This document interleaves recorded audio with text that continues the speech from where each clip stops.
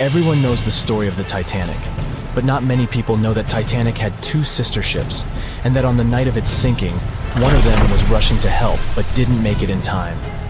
Bad luck seemed to follow the trio of ships, but each one of them had glorious moments that live in the minds of those who sailed in them.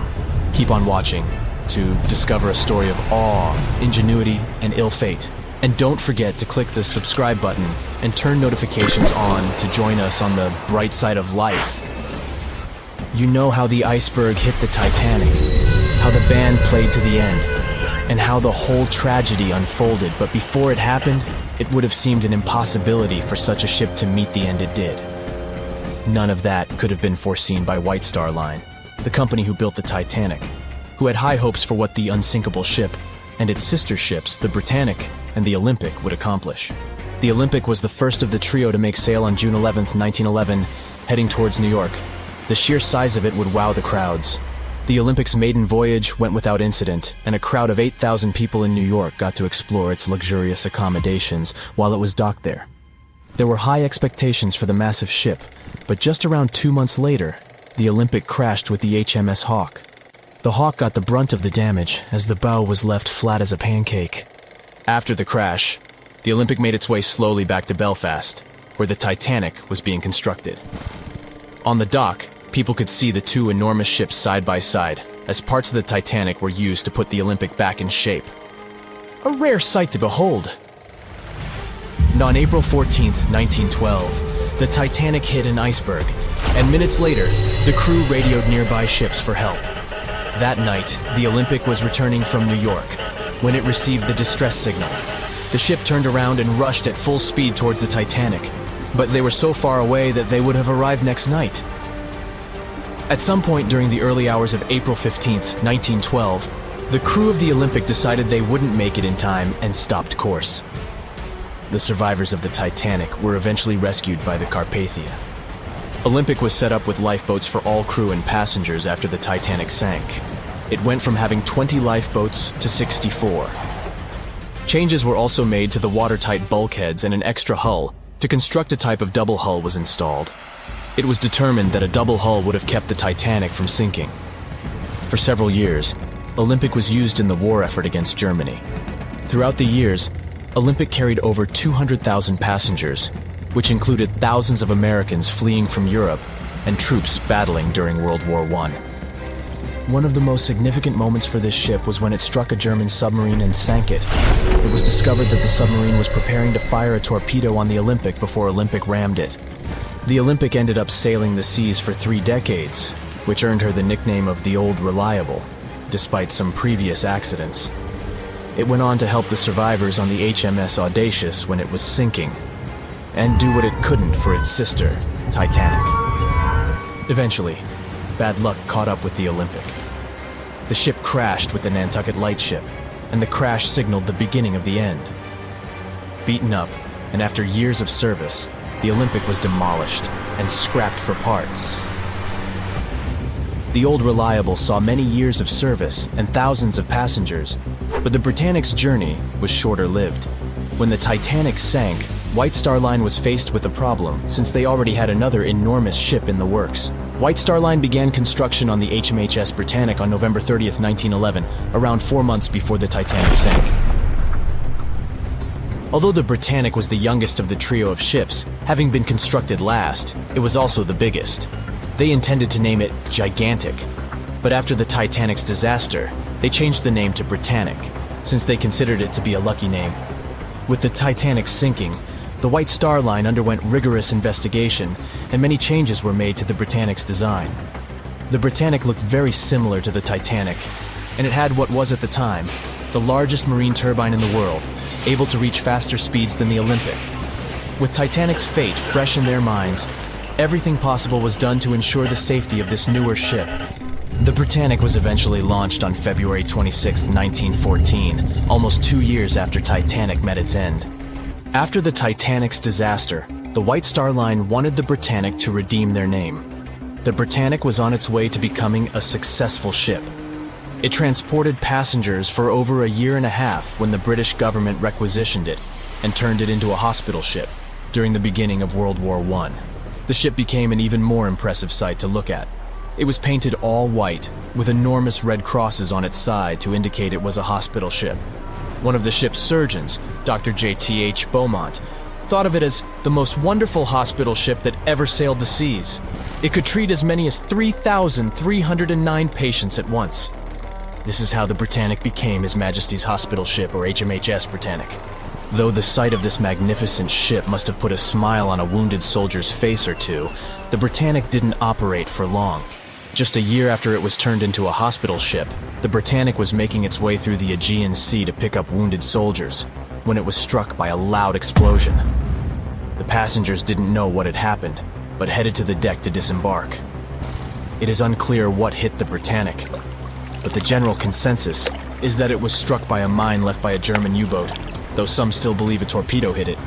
The captain tried to move the ship to a beach close by, but the ship was sinking fast.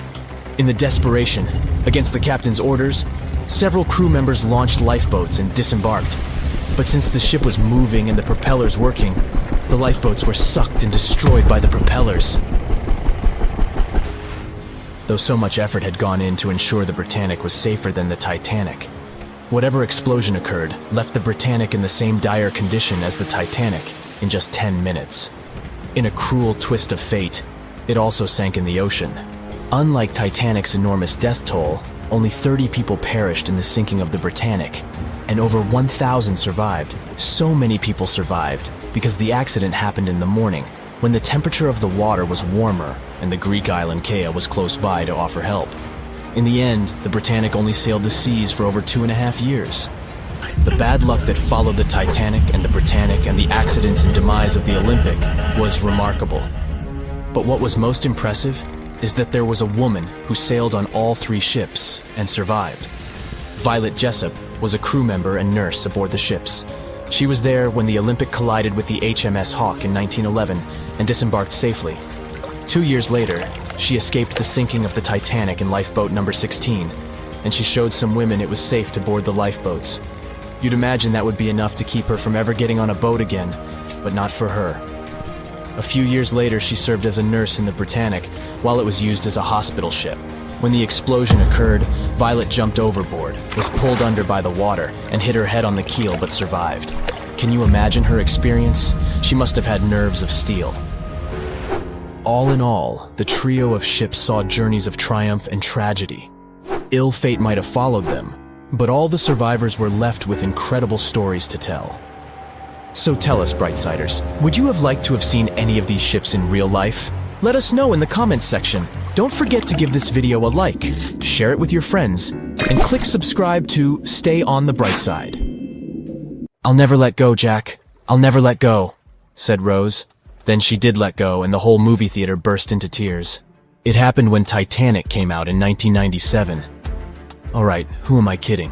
It's really hard not to cry when you watch this scene for the 10th, 20th, and 50th time almost 30 years later.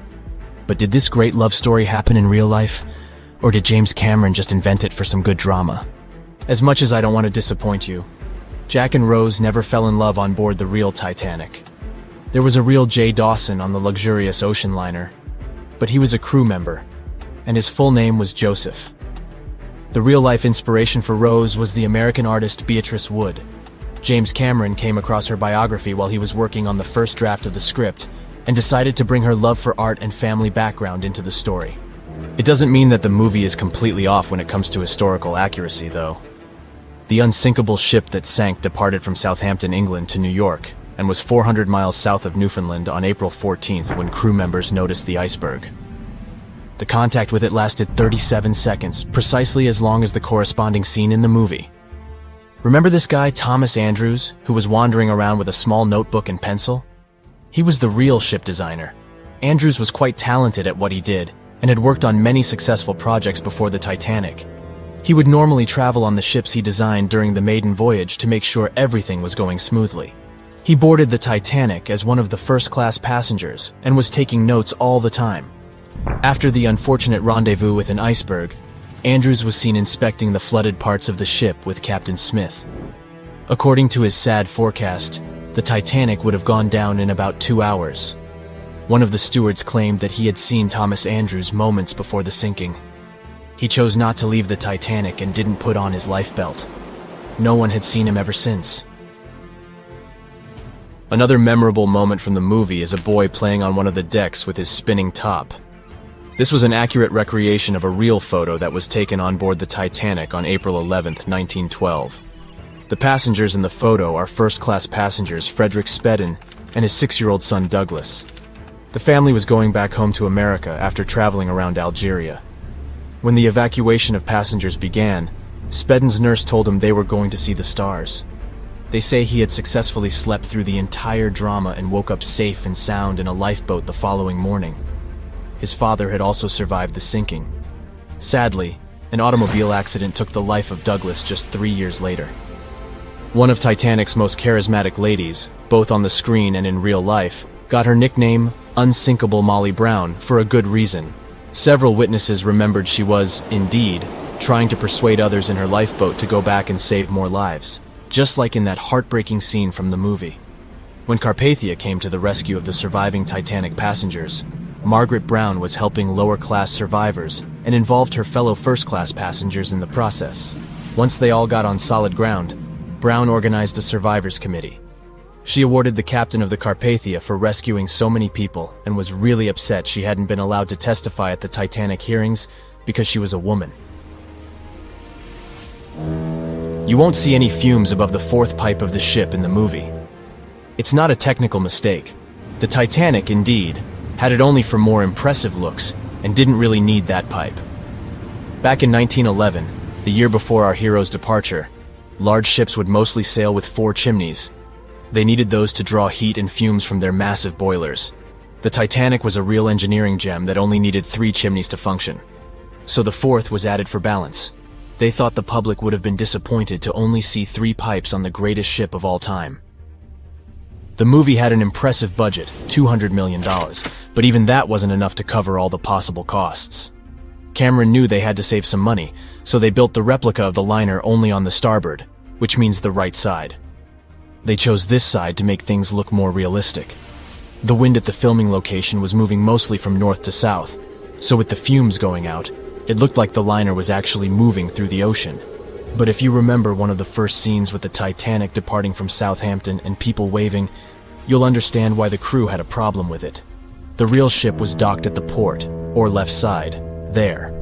They found a brilliant solution and just flipped the scene horizontally to make it look real. The letters and buttons on costumes were reversed, and actors walked in the opposite direction for everything to be changed in post-production. One of the scenes I can't watch without tears is the elderly couple holding on to each other as they go down with the Titanic. The couple who inspired this heartbreaking episode were real people, some of the richest passengers of the not-so-unsinkable ship. They were Isidore and Ida Strauss, and they owned Macy's. When news of the disaster spread, they put on life jackets and ran to the decks along with others. Ida stepped onto the lifeboat, but Isidore refused to do so before all the ladies and little ones were there. Ida didn't want to leave her husband. She climbed out of the lifeboat and handed her mink coat to her maid, saying she would no longer need it. Isidore wrapped his arms around Ida, and they remained on the bridge of the ship until a huge wave swept them both into the sea. So the bed scene wasn't that accurate, and James Cameron later admitted he had taken some license as a director. You know this guy who was drinking from a flask next to the main characters as the ship was going down? His name was Charles Jugan from England, and he was in charge of 10 bakers, 2 confectioners, and a Vienna baker aboard. He was expecting to earn a real lump sum, and would have been one of the best-paid crew members if everything had gone well. The night the Iceberg hit, Joe Hin was off duty, taking a rest in his bunk. He immediately woke up and sent his bakers to deliver bread to lifeboats. He then returned to his room for a drink. Once he came back on the deck, he helped others get in his assigned lifeboat. There was no more room for Charles inside, so he ended up on the outside of the rails of the ship. Finally, when the Titanic submerged, he just swam away, and as the sun rose again, he found one of the lifeboats and was rescued by Carpathia. The contents of the flask must have helped him survive. The well-dressed man who decided to stay on the Titanic forever was American businessman Benjamin Guggenheim. That last name probably sounds familiar, and yes, he was from that famous family. Guggenheim was traveling with his valet, his significant other, a singer from France called Leontine, her maid, and their chauffeur. They all boarded the Titanic in France during one of the short stops it made after leaving Southampton. When disaster struck, Benjamin was helping the ladies get in their lifeboat. He reportedly said they were only saying goodbye till the next day. He was sure the ship would be quickly repaired. After helping many women and youngsters get in the boats, Guggenheim chose not to fight over the remaining seats. He and his valet returned from the decks to their first-class suite and put on their finest suits to go down like gentlemen. They said it was the most technologically advanced ship. They said it was unsinkable. And when it sank, they made a movie about it. These were the main reasons why the Titanic disaster became world famous. But unfortunately, this is not the only large-scale shipwreck. And sadly, there have been cases much worse than the tragedy of the Titanic. One of them occurred on April 27, 1865. The Sultana steamboat carried passengers and cargo daily between St. Louis and New Orleans. It was a pretty large wooden boat with 3 decks and was 260 feet long and 70 feet wide, almost twice the size of a basketball court. The ship could carry about 350 passengers, but on that unfortunate day, more than 2,000 people were on it. On April 23rd, she was making a routine voyage from New Orleans when it broke down. Something was wrong with the boiler, so the vessel docked in Vicksburg for repairs. At the port, the ship's captain, James Cass Mason, found out about an excellent opportunity to earn a lot of money. All he needed to do was to transfer a large group of former prisoners to the north.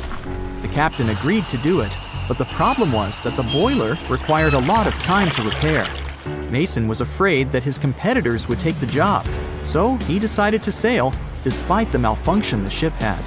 He patched up the holes in the boiler instead of a big repair and invited all the ex-prisoners on board. So, there was a broken boiler, an excess number of passengers, a lack of lifeboats, and not the best river conditions. Also, the captain refused to send the ex-prisoners to the hold, so they were all with ordinary passengers. There were strong chances for a shipwreck, but the greedy desire to earn more money was stronger. The Sultana went on a voyage and sailed up the river for 2 days. At this time, one of the biggest Mississippi floods in history began. The river overflowed its shores because of the flood, with the water level rising several feet. All the trees on the shore disappeared, and only the tops were sticking out of the water. The ship sailed opposite this powerful current, making the boiler work too hard. On the evening of April 26th, the Sultana arrived in Memphis, Tennessee, and they loaded even more, 120 tons of sugar and 200 passengers. She got incredibly heavy. Around midnight, the ship continued its dangerous journey. The captain sailed to barges to load a shipment of coal. At 1 a.m., the vessel left the barge. At 2 a.m., the broken boiler, unable to withstand the load, suddenly exploded. The Sultana was just 7 miles north of Memphis. Few people survived that day. The problem was that passengers trying to escape from the fire jumped into a cold river with a strong current. The Sultana disaster is considered the most tragic shipwreck in the history of the United States. The exact number of those who didn't survive is still unknown. According to various sources, this number was from 961 to 1,800 people. Don't be surprised that almost no one knows this story. There were many more survivors in the Titanic tragedy, and everybody heard about it. But the Sultana sank during one high-profile event. 12 days before the shipwreck, the country lost Abraham Lincoln. People hadn't yet recovered from this news, so no one paid much attention to the tragedy of the Sultana. Many catastrophes happened quite recently by historical standards. One of them occurred in 2002. The ferry La Jula was a Senegalese vessel. The ferry sailed twice a week, mainly along the coast of Dakar, carrying passengers who traded mango and palm oil. It made daily voyages and never faced severe problems thanks to modern rescue equipment and good repair service. But one day, the ship's crew discovered a malfunction and sent the boat to port. For almost a year, La Jula was in a non-working condition, awaiting repairs. But it didn't get high-quality service. After poor maintenance, the ferry set off on its last voyage. On September 26, 2002, La Jula sailed between southern Senegal and Dakar, and at 11 p.m. headed toward Gambia, where a strong storm began. The wind raised high waves, but this wasn't critical for the large passenger ship unless the number of people on board didn't exceed the established norm. La Jula was supposed to carry about 500 passengers, but had many more people that day. Too many passengers, poor repairs, and a strong storm caused severe problems for the ship. But the main factor in the shipwreck was that La Jula was only built for sailing in coastal waters, but that day, it sailed far from the shore. Big waves started rocking the boat, and at some point, it just turned upside down. The ship's deck went underwater, and its lower part stuck above the surface like an iceberg. All the passengers sitting in cabins fell on the ceiling and lost their orientation in space. There were no holes or damage in the ship's hull, and water flooded the lower decks for a long time. The vessel stood in a twisted position for several hours. Then, the boat began to sink when the water seeped through the deck and hold. The ocean was warm, but no one came to save the passengers. People had to wait almost 4 days to be rescued. Unfortunately, only a few managed to survive. The Philippines is a very dangerous area for ships. This place consists of several thousand islands and a vast area with shallow water. Ships can run aground and damage the hull with reefs and pitfalls. On September 20th, 1987, one of the most terrible disasters in navigation history occurred there. A Philippine passenger ferry called Dona Paz left one of the islands and sailed toward Manila. The sun was shining, the ocean was calm, and the visibility was good. But for some reason, the crew members didn't notice how the tanker Vector was approaching them. The two ships collided at low speed. The collision wasn't strong, but the problem was that the Vector had tons of oil on board, and the Dona Paz crashed into the cargo hold where that oil was stored. So it spilled all over the ocean, and then a spark slipped through. Not only did the two ships catch fire, but also filled with water. Both ships sank in a matter of seconds. Only a few dozen people survived that disaster.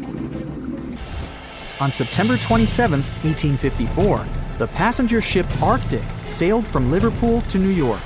The fog came rolling down, and visibility got really bad. Another boat appeared out of the thick white haze, the French steamer Vesta. The ships were close enough to each other that a collision was inevitable. The French vessel was smaller, so it seemed to the Arctic's captain that Vesta had received a lot of damage. And while he was staring at the other ship, his boat got quickly filled with water. The captain gave the order to sail to the shore as fast as possible, but the ship's engines stopped working because of the flood. Then the ship's crew started to lower lifeboats with women and kids. Still, when rescuers found lifeboats with people, it turned out that only 87 out of 400 people survived, 65 crew members and 22 passengers. Surprisingly, there were only grown men among them. The ship's captain survived by clinging to the wreckage. All newspapers wrote about this story as one of the most terrible and shameful tragedies in navigation history. The survivors were criticized because they didn't save women and kids, and the crew members were accused of violating the law, since the safety of passengers should be higher than the safety of sailors. But despite this, none of them were brought to responsibility.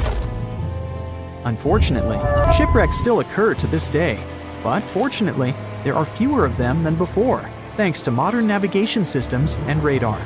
But no technology can guarantee there won't be a super strong storm or any other emergency that no one can foresee.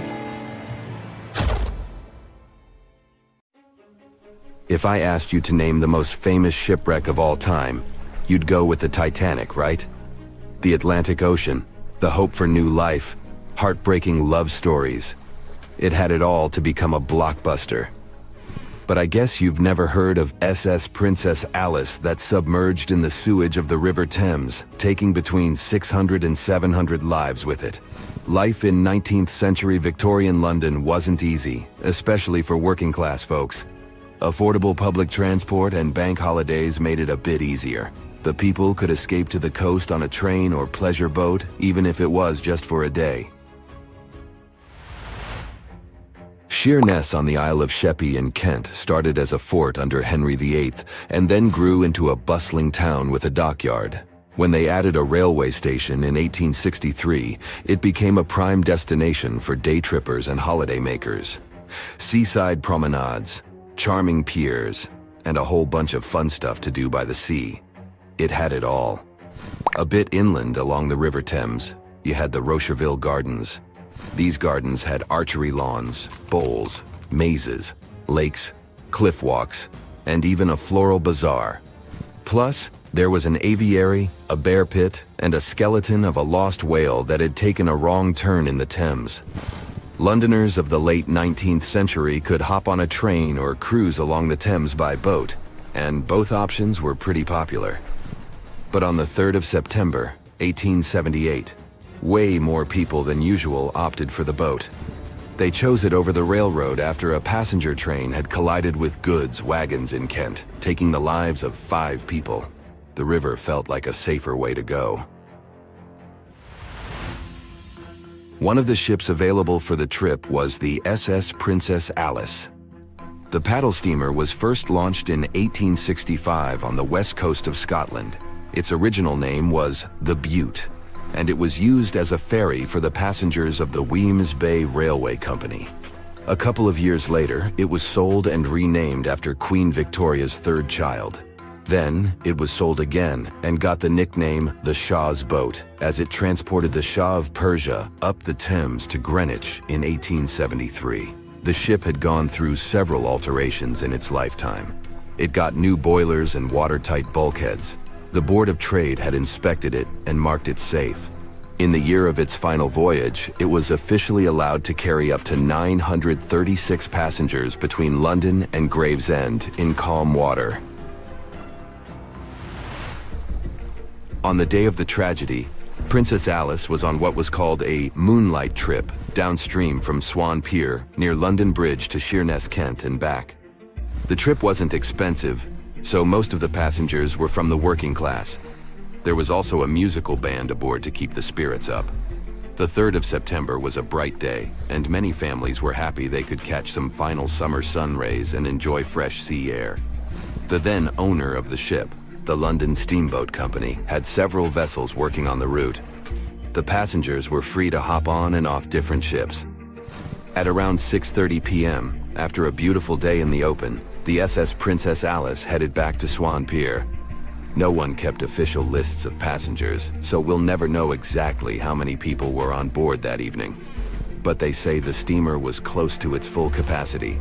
As it got darker and cooler, many families decided to stay inside the saloon or in their cabins below. Some stories from the steamer sound like fate. The captain of Princess Alice let his steerer stay at Gravesend and replaced him with one of the passengers. John Ayres was a sailor but had little experience at the Thames or with a vessel like Princess Alice. Alfred Thomas Merriman, a chef from East London, had been offered to work on the steamer at the last moment. He was 30 years old and a father of 4, so he couldn't say no to extra money. At around 7:40 p.m., he was standing on the deck by the saloon door. By that time, Princess Alice had passed Tripcock Point and entered Galleon's Reach. The passengers could see the North Woolwich Pier in the distance. Many of them planned to disembark at that stop. And that's when Merriman noticed a huge ship carrying coal. It was Bywell Castle. This vessel normally carried coal to Africa, but it had just been repainted at a dry dock. Bywell Castle was going to Newcastle to pick up some coal and transport it to Alexandria, Egypt. The ship's captain, Harrison, wasn't too familiar with these waters, so he called in Christopher Dix, a seasoned Thames River pilot, to lend a hand, even though he didn't have to. The ship had a fancy raised forward part below the deck, and Dix couldn't quite see what was in front of him. So, they had a sailor on lookout duty. As they set sail from Millwall at the speed of 5 knots, 5.7 miles per hour, they tried to stick to the middle of the river, but other boats had other plans. When they were approaching Galleon's Reach, Dick spotted Princess Alice's red port light, headed their way, but planning to pass on the right side. At the same time, Grinstead, the captain of Princess Alice, was going against the river's flow, trying to find the smooth waters on the south side. He adjusted his course, steering into Bywell Castle's path. Both crews realized they were headed for a collision. Dix tried to steer clear and even ordered reverse full speed on the engines, but it was too late. The Bywell Castle collided head-on with the Princess Alice, which was much smaller, weighing less than a third of the 890-ton coal-carrying collier. It sliced the passenger steamer in two.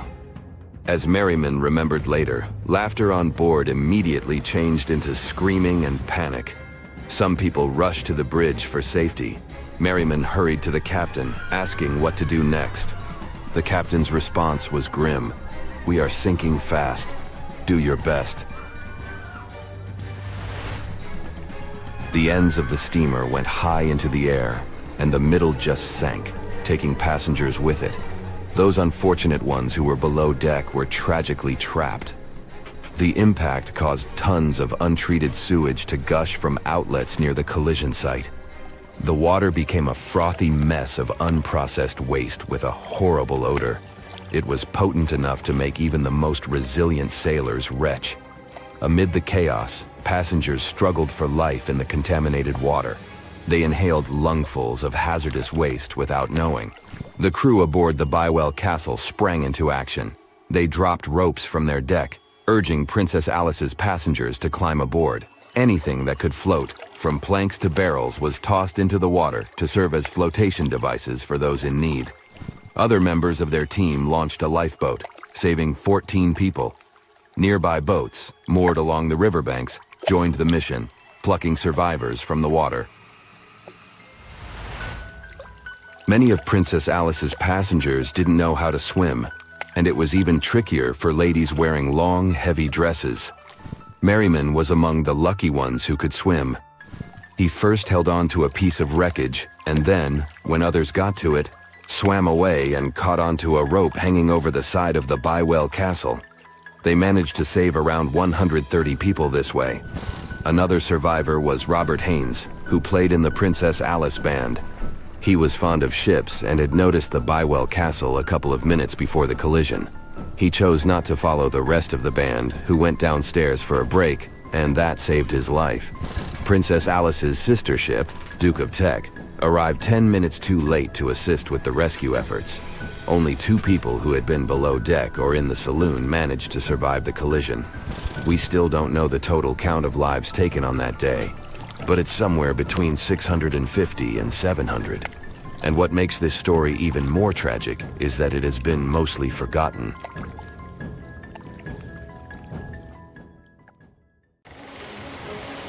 It was 11:39 at night when the Titanic's lookout shouted, "Iceberg, right ahead!" Swift action on the bridge to reduce speed and change the ship's course didn't help, and you already know how the story ends. Since then, we've regarded what happened to Titanic as a once-in-a-lifetime event. Is it, though? The Titanic sank in 1912. Forget about fancy GPSs or weather satellites. At the time, ships were responsible for warning each other about the location of icebergs, like a "hey man, trust me on this" situation. Then the Titanic disaster happened. To call it a disaster is an understatement, so specialists felt the need to form an organization to avoid this kind of accident happening again. That's why, a year later, they created the International Ice Patrol, or IIP for short. Up to this day, this group has been responsible for giving ships advanced warnings about ice threats. IIP improved their methods over the years, from ship reports and aircraft patrols to satellite images. Recently, they've also been using oceanographic buoys. floating devices providing real-time information about ocean conditions up to 164 feet below the surface to predict the potential drift of icebergs. Luckily, IIP is doing an excellent job in reducing ship iceberg collisions. But don't get too comfortable, because even the most advanced detection equipment can't entirely avoid an unfortunate situation. Between 1980 and 2005, there were 57 incidents involving vessels and icebergs. And the chilling truth is that today's ships are more likely to run into an iceberg than the Titanic was. Studies have shown that 1,038 icebergs crossed the area where the Titanic sank back in 1912. You might think that's a lot, but scientists say it's not really a big deal. I mean, yeah, it's on the higher side, but there have been 14 years with even more iceberg activity since then. Nowadays, the number of icebergs is going up due to the accelerated melting of Greenland's glaciers. And since more ships are heading into polar waters, the chances of ships bumping into icebergs are higher. But the real danger for captains is invisible enemies, called growlers and bergy bits. Growlers are these small icebergs that can be the size of a regular door. And bergy bits are also considered small, measuring around the size of a school bus. These icebergs might seem harmless, but they're actually tricky since they can be completely invisible to radars or satellites. Let's see what happens when a modern cruise ship as big as the Titanic hits one of these small icebergs. Meet the Norwegian Sun, a luxurious cruise ship like Titanic, as it has the capacity to accommodate 2,400 passengers and more than 900 crew members. On July 2022, this cruise ship was on its way to Hubbard Glacier in Alaska when it found itself in the middle of a dense fog. Suddenly, passengers felt an impact and were terrified as the ship experienced a severe jolt. The fog immediately cleared and they realized what had happened. The Norwegian Sun had collided with an iceberg of the growler type. But the outcome was entirely different from Titanic. Thankfully, there were no injuries, and both the passengers and staff reached the Alaskan docks safely. Expert divers checked the condition of the boat, and they discovered that the ship had suffered some damage after the collision, so the rest of the trip was canceled. Now don't stress about packing for your next trip across the Atlantic, because accidents like the one with the Norwegian Sun are really rare. I mean, it's common for ships to encounter ice, but what's unusual is for it to be a problem. Most modern cruise ships wouldn't get physically damaged by an iceberg, and there's a reason for that. You see, the steel used in the Titanic also played a significant role in the disaster. The unsinkable ship, after all, was not so impact-resistant. Back then, the Titanic's hull was constructed using around 2,000 steel plates, which are believed to have been produced in an open hearth furnace. As a result, the steel contained a high concentration of phosphorus, oxygen, and sulfur. High levels of these elements make steel brittle at low temperatures, causing it to fail upon impact. While the steel used on the Titanic was of the highest quality available at the time, it wouldn't meet the safety standards of modern ships, and it was approximately 10 times less safe than what today's vessels use. But the most significant difference between the design of the Titanic and a modern ship lies in how the hull is put together. You see, the Titanic was built using over 3 million rivets for its hull and upper deck structure. So, when it struck the iceberg, the rivets started a chain reaction, causing the entire section of the hull to collapse simultaneously, causing an uncontrollable flood of water. In contrast, modern ships use a method called submerged arc welding, which fuses the edges of metal pieces together, creating a strong and continuous bond. This is safer because if any part of the ship gets damaged, the tear doesn't spread, making things worse. The damage remains contained within that section. Okay, so small icebergs are becoming more common, and vessels have been adapted to deal with them. But there's still one more scenario to consider. What if a huge cruise ship hit an iceberg the size of a 5-story building? Imagine we've just created the world's largest cruise ship on the planet. Let's call it the Bright Seaside. Our floating resort is massive, 4 times the size of the Statue of Liberty. It's longer than the Titanic by 318 feet and carries about 3 times more passengers and crew. And just like the Titanic, our fictional ship can cruise at a top speed of around 23 knots. Now, picture this scenario. The bright seaside is cruising at full speed in freezing waters. It's the middle of the night, and the captain doesn't realize that all the iceberg detecting equipment on board isn't functioning. It stopped working 3 days ago. It's very foggy out there, and the lookout also fails to spot a 45-foot-tall iceberg. If that whole situation played out, and the ship smacked into the iceberg head-on, well, it could potentially lead to a sinking. But you can see how unlikely that is, right? That's why experts are quite confident in saying that ice isn't likely to sink modern cruise ships. It's also worth mentioning that safety measures have improved a lot since Titanic. A modern large vessel can take days to sink, which provides enough time to keep everyone safe. Crews are definitely better prepared to handle evacuation procedures, and passengers should also go through safety training before cruising. I know, it is annoying to do that when all you want to do is drink a lemonade or some other beverage by the pool. But, all these safety tips are what saved the MS Explorer from becoming a modern Titanic. You see, back in 2007, all 154 people on board this Antarctic cruise ship managed to get into lifeboats after the ship hit an iceberg. Now, imagine their panic as they waited for help for 4 hours. The crew did an excellent job in keeping everybody safe, no doubt. But a report that came out 2 years later said that the MS Explorer accident had happened because of the inexperience of the captain, who had pushed the ship too fast into a wall of ice in the freezing waters of Antarctica.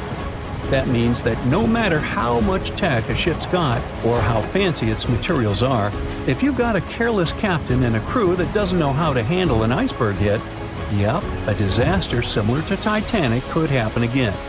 But hey, you shouldn't stress over it. Trust the professionals and keep in mind the odds. In the last 30 years, the MS Explorer was the only cruise ship that sank thanks to an iceberg, and everyone survived. So kick back and enjoy your sea vacation. In the Titanic movie, you won't see any fumes above the 4th funnel of the legendary ocean liner, and it's not a mistake. Back in 1911, the year before the Dream ship's departure, large ships would mostly sail with 4 chimneys. They needed those to draw heat and fumes from their massive boilers. The Titanic was a real engineering gem that only needed 3 chimneys to function. So the 4th was added for balance and more impressive looks. The White Star Line thought the public would have been disappointed to see only 3 pipes on the greatest ship of all time. The Titanic's sister ships, the Olympic and the Britannic, also had 1 fake funnel each for the same reason. The dummy chimney wasn't completely useless and served for ventilation. It took out the fumes from the machine spaces in the lower decks and from one of the first-class general rooms. 1 big ventilation funnel, instead of several small ones, helped to declutter the upper decks and left more open space for passengers to enjoy their strolls. When Titanic went down, the funnels, each weighing 60 tons, went down with the rest of the ship. They were made extra tall to make sure the passengers weren't covered in the soot being ejected. Their height and weight let them stay in the upright position. The forward funnel, followed by the others, fell only when the ship went for the final dive. Those chimneys were much lighter than the bow, so they spread among other debris.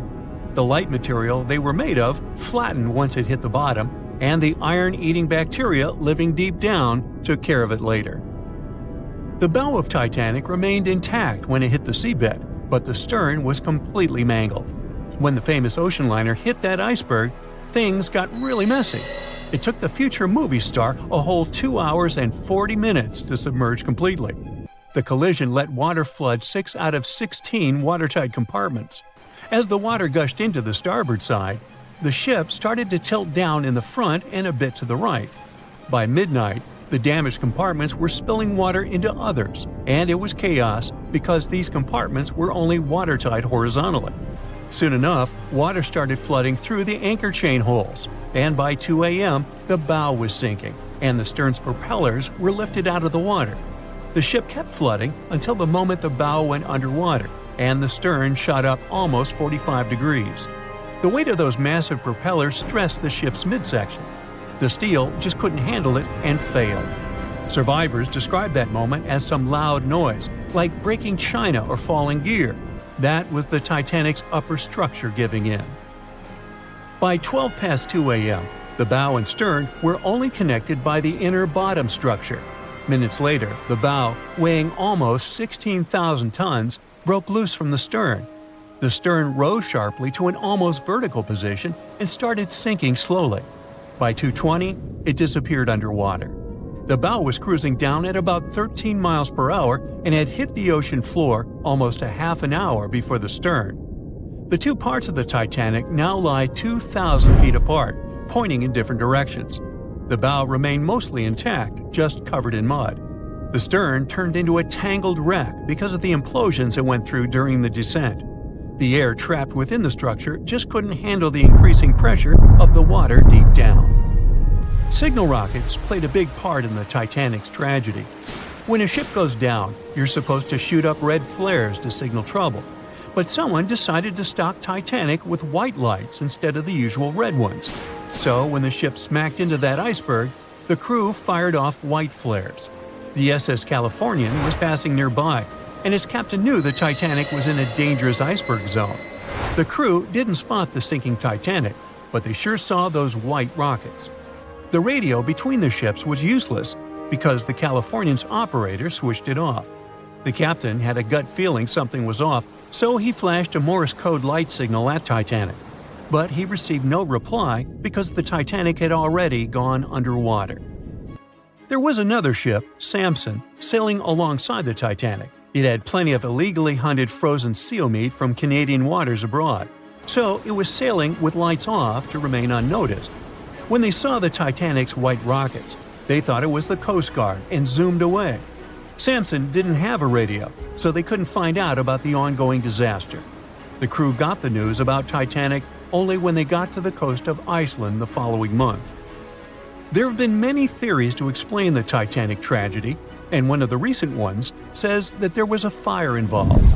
An Irish journalist went full detective for decades, digging into the mystery, and stumbled upon a game-changer.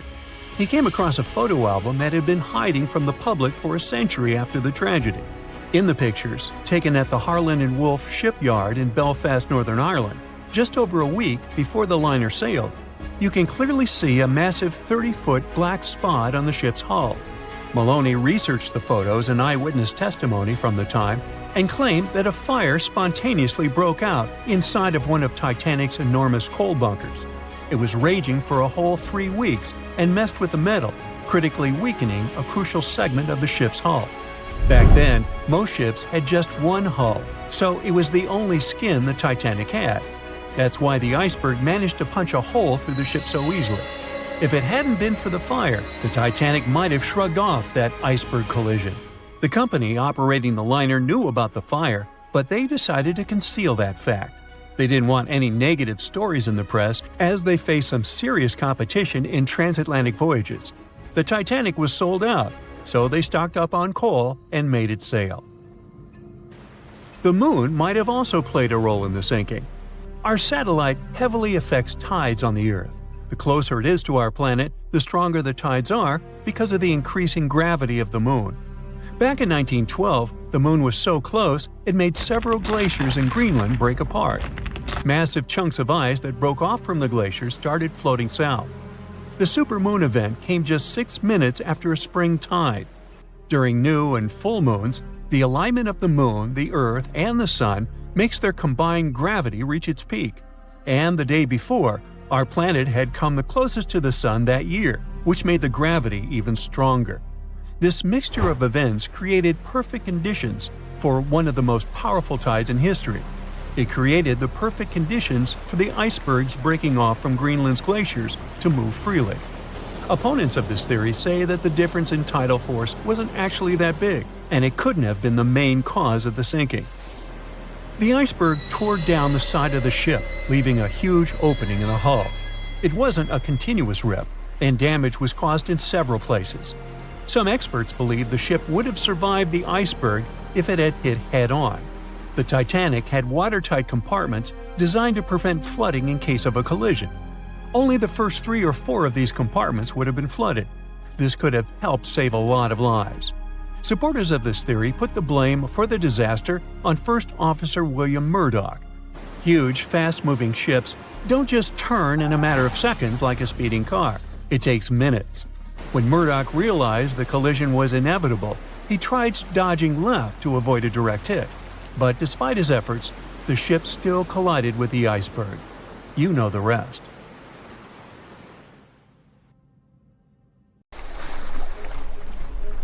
The lookout shouts, "Iceberg right ahead!" The Titanic strikes the ice. Water starts flooding in. Third-class passengers are locked up. There aren't enough lifeboats for everyone. Panic sets in. Violins are playing. The ship sinks. Well, we all know the story of the movie Titanic like the back of our hand by now. But what if I told you that Hollywood lied to us? To tell the real story of what happened that freezing night in 1912, we need to rewind a bit. The lookout shouts, "Iceberg right ahead!" Yep, that part was true. Just before 11:40 at night, Frederick Fleet noticed something darker than the sea directly ahead. As the ship got closer, he realized it was an iceberg. The engines were quickly reversed and the ship turned sharply. Instead of hitting it head-on, Titanic scraped along the side of the berg, sprinkling ice on the forward deck. If you remember, in the movie, Jack and Rose are having a romantic moment when they feel the ship shudder after hitting the iceberg. Everything shakes as if they were in the middle of a light earthquake. Some real-life passengers reported feeling something similar after the impact, but according to Titanic survivor Frank Prentice, it wasn't exactly like that. He said there was no impact as such, and it all felt more like slamming on your car brakes. The ship stopped, and that was that. Some people even slept right through the collision, confirming that there wasn't such an abrupt impact. Mr. Prentice, curious about what had happened, left his cabin and went out to the deck. When he got there, all he could see was a little ice on the surface, not the towering iceberg that Jack and Rose saw. But as we all know by now, the real damage happened below the waterline, where the iceberg had a jagged spur that slashed a 300-foot gash in Titanic's hull. Once the crew realized how severe the damage was, they immediately began sending distress calls to nearby ships, asking for help. At some point in the movie, the radio operator goes to the captain and says there is only one ship nearby, the RMS Carpathia, which later ends up rescuing many passengers. But in real life, there were more ships around. It's believed that the SS Californian was only about 23 miles away. This ship might have actually seen the Titanic sinking, or at the very least, seen its rockets exploding high in the sky. Yet, for reasons we will never fully understand, they didn't try to help. Let's get back to the story. Now, people need to get off the ship. At 12:45, lifeboat number 7 was the first to be lowered, just like in the movie. Women and children were told to go first. But in reality, some women were hesitant and even refused to get into the lifeboats. Mr. Prentice said this happened mainly for 2 reasons. First, these lifeboats were high and passengers were terrified of the 70-foot drop from the deck to the ocean below. And second, most women didn't believe the Titanic would actually sink. It was called unsinkable after all. So the idea of getting into a lifeboat seemed pointless at the time. This mindset probably explains why Eloise Smith, a first-class passenger, recalled that there was no panic or chaos at first. Other survivors backed this up, saying that no women or kids were crying. But one thing that was indeed concerning, at least for the crew, was the possibility that the lifeboats might buckle under too much weight. This is one of the theories why the first few lifeboats left carrying only a fraction of their full capacity. Like lifeboat number 7, which only carried 27 people in it, even though it could hold up to 65. In total, Titanic had 20 lifeboats, which could carry about half of the 2,200 people on board that night. But that didn't happen. And now we know the passengers had no idea there weren't enough for everyone. As women were calmly getting into the first lifeboats, musicians headed up to the deck. Their only goal was to play and keep the passengers calm. That's a pretty well-known fact. But the real story is that some survivors said they never saw or heard the band. No violinists whatsoever. It's not like Hollywood misled you, though. The musicians did play for over 2 hours after the ship had hit the iceberg. So maybe these passengers were just too panicked to notice the songs, or the musicians started playing later than we think. Now, it's time to talk about the terrible treatment that third-class passengers received. The movie portrayed the crew as cruel, locking the less fortunate below deck like animals, giving them no chance to reach the lifeboats and save their lives. But the official inquiry into the disaster suggested that wasn't true. I mean, yes, fewer third-class passengers survived compared to those in first and second class, but there were other factors at play. Many third-class passengers were reluctant to leave the ship, clinging to their belongings, and had a harder time making their way up from the cabins, which were at extreme ends of the ship. Some survivors confirmed that they were not locked up. In fact, it was quite the opposite. Mrs. George Wabi, a Lebanese woman traveling in third class, said that when chaos had erupted, some brave crew members and well-dressed first-class passengers had actually helped her get up to the first-class deck and eventually onto a lifeboat. At first, the Titanic was sinking slowly, bit by bit. Passengers reported seeing the water rising and hearing pops and cracks. Then, there was a loud boom. Some said there had been just one explosion, while others described it as a series of smaller explosions, which they'd thought had been the bulkheads giving way. And there's also a group of people who said they had only heard a rumbling sound. So not everyone agreed on the sound they had heard, but one thing is a fact. By 2:18 in the morning, the lights on Titanic went out, and the ship plunged into complete darkness. As the bow continued sinking, the stern rose out of the water, putting immense pressure on the middle of the ship. This caused the Titanic to break in two. In James Cameron's movie, this moment is pretty dramatic, with the ship sinking almost straight down into the water. But in reality, the break probably happened at a much lower angle, likely just below the waterline. Even so, it tilted enough that people couldn't stay on their feet and started sliding into the water. One interesting thing is that it wasn't until the wreckage was found in 1985 that it was finally confirmed the Titanic had broken apart. Up until then, survivors had given conflicting stories. At least 8 survivors claimed they had seen the ship split. Emily Ryerson, a first-class passenger, described it as if the Titanic had been sliced in half with a knife. But there was also a small number of witnesses that insisted Titanic had gone down intact. At the time, this theory was more accepted because most people still didn't believe that the supposedly indestructible ship could break in half. So why the conflicting reports? Okay, so what you don't see in the movies, for obvious reasons, is how incredibly dark it was when the tragedy happened. It was like being in a room with no light, where you can only make out shapes and shadows. That's what it was like on the lifeboats. This means passengers couldn't really see what was happening, and most of those who were close to the ship either lost their lives or were too focused on trying to survive to pay attention to the details of the wreck.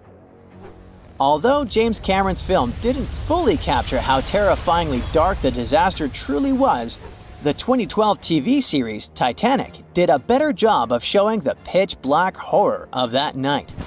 Even then, the reality was much darker and more terrifying than either of these two productions could portray. They were on their way to the New World when a rendezvous with an iceberg crushed all of their dreams and hopes. There was panic and tears and heartbreaking goodbyes, like that of Jack and Rose. Or was there? Let's see how well you know the real story of Titanic. The love story of Jack Dawson and Rose DeWitt Bukater was inspired by true events. What do you say? Is it a myth or a fact?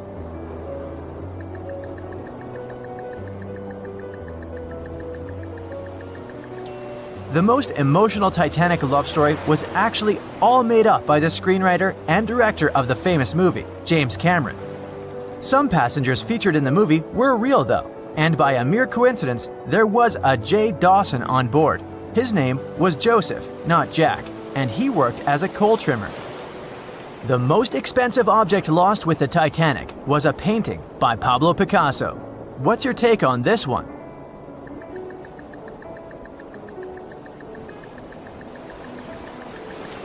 It's a myth, another one given to us by the famous movie. The most valuable item that went down with the Titanic was probably a Mary Joseph Blondell painting, created in 1814.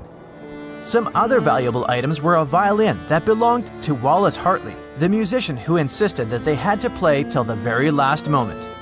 There was also a 1912 Renault Type CB Coupe de Ville that would now cost millions of dollars, a handwritten manuscript by Joseph Conrad, first edition essays by Francis Bacon, 5 Steinway grand pianos, and, of course, some fine china plates and cups, and first-class passengers' jewelry. The Titanic was the largest and the most luxurious passenger ship of its time. Does it sound real to you?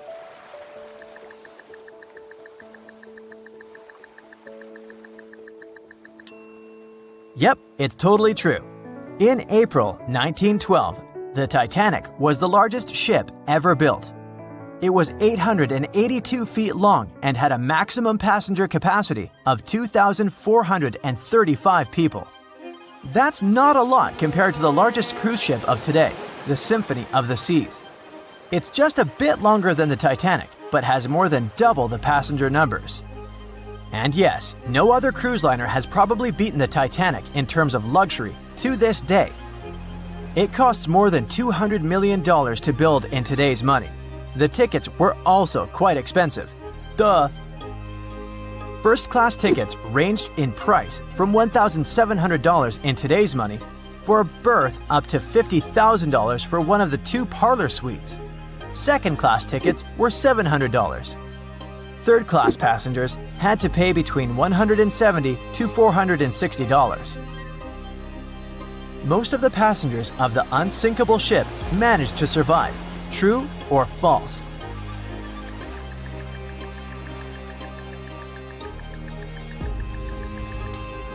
Sadly, it's false. Only 37% of all the passengers actually survived the meeting with the Titanic. Around 61% of the first-class passengers, 42% of the second-class passengers, and 24% of the third-class passengers made it out alive.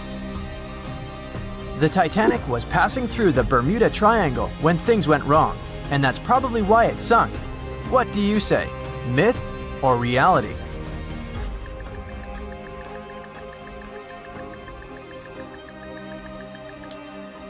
It's 100% a myth.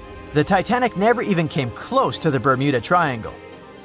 The liner sank about 400 miles south of Newfoundland, which is a huge distance to the north of Bermuda, the infamous area where ships and planes disappear without a trace. We might have the moon to blame for the sinking of the Titanic. True or false?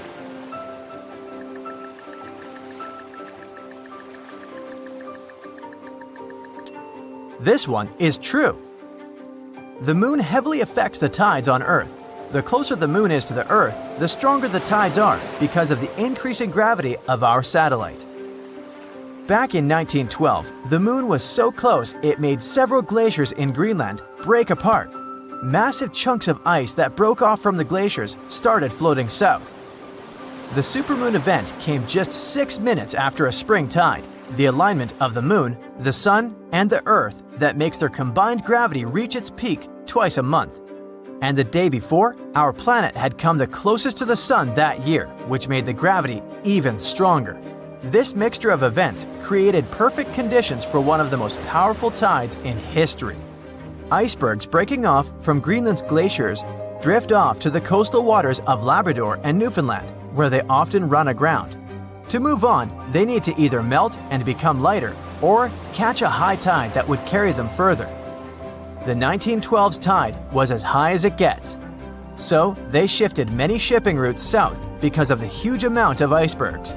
but not the Titanic, of course, as they believed it was unsinkable. It took 4 hours and 40 minutes for the Titanic to sink. What do you say?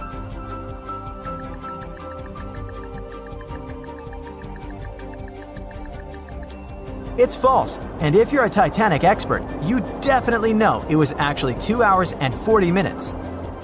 And this was slow enough, given the damage caused by the iceberg. It didn't sink faster, thanks to the ship's construction.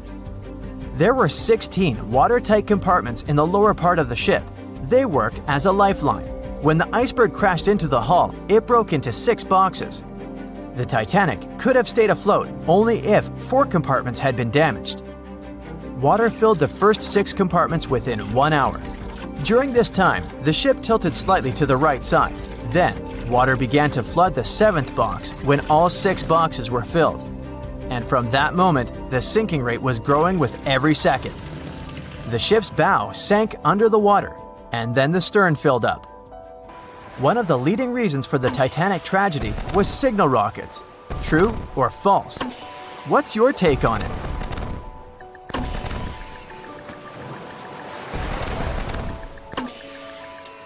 This one is true. When any ship sinks, the crew members must release red flares. It's a signal to all nearby ships that someone is in trouble. But for an unknown reason, someone put white lights in the Titanic's rocket box. When the ship crashed into an iceberg, the crew members released white flares. Another ship, SS Californian, was nearby at the time. Its captain knew the Titanic was going through a dangerous iceberg area. The crew of this ship didn't see the Titanic in the dark, but they noticed white rockets. Radio communication between the vessels didn't work. The SS Californian operator turned off the receiver. The Californian captain felt that something was wrong, so he sent a Morse lamp signal to the Titanic. But it was too late. The ship was already underwater, so no one could respond. Another ship, Samson, was sailing alongside the Titanic. It drifted with lights off since it was catching seals, and that's not legal. When the captain saw the Titanic's white rockets, he thought it was the Coast Guard. So Samson sailed away as fast as they could. They realized they had abandoned the drowning passengers once they made it to Iceland and learned the horrible news. In 1996, one expedition managed to raise the Titanic from the ocean floor. Do you believe it?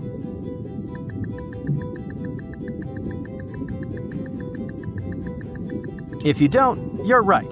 There were different ideas on how to raise the Titanic, from doing it with compressed air to putting it in wire mesh and covering it with liquid nitrogen, or using giant magnets. The only real attempt to raise the Titanic was made in 1996, and it failed dramatically. The expedition's goal was to lift a part of its hull, weighing about 21 tons. It would still have been the largest piece to see the sunlight again, if the operation had succeeded, that is. They lowered 4 large bags filled with diesel fuel to the bottom of the ocean and attached them to the hull plate. Then, the fuel bags were released and they started lifting the pieces on their own. The plate was about 200 feet below the surface when the weather got rough. The expedition members decided to tow the part to calmer waters around 80 miles away. Long before they reached the towing destination, half of the plate broke off and sank to the bottom again. 2 of the lifting bags seemed to have broken loose, and the hull went down. The Titanic will most likely crumble to dust halfway up if someone tries lifting it again. So, how many correct answers do you have? Let me know in the comments below. A beam of electric light pierces the darkness over the calm waters of the Atlantic Ocean. The Titanic is quietly making its way through the waves, its passengers asleep, when suddenly a monstrous white shape is caught in the light beam. The fateful iceberg is about to rend the side of the legendary ship.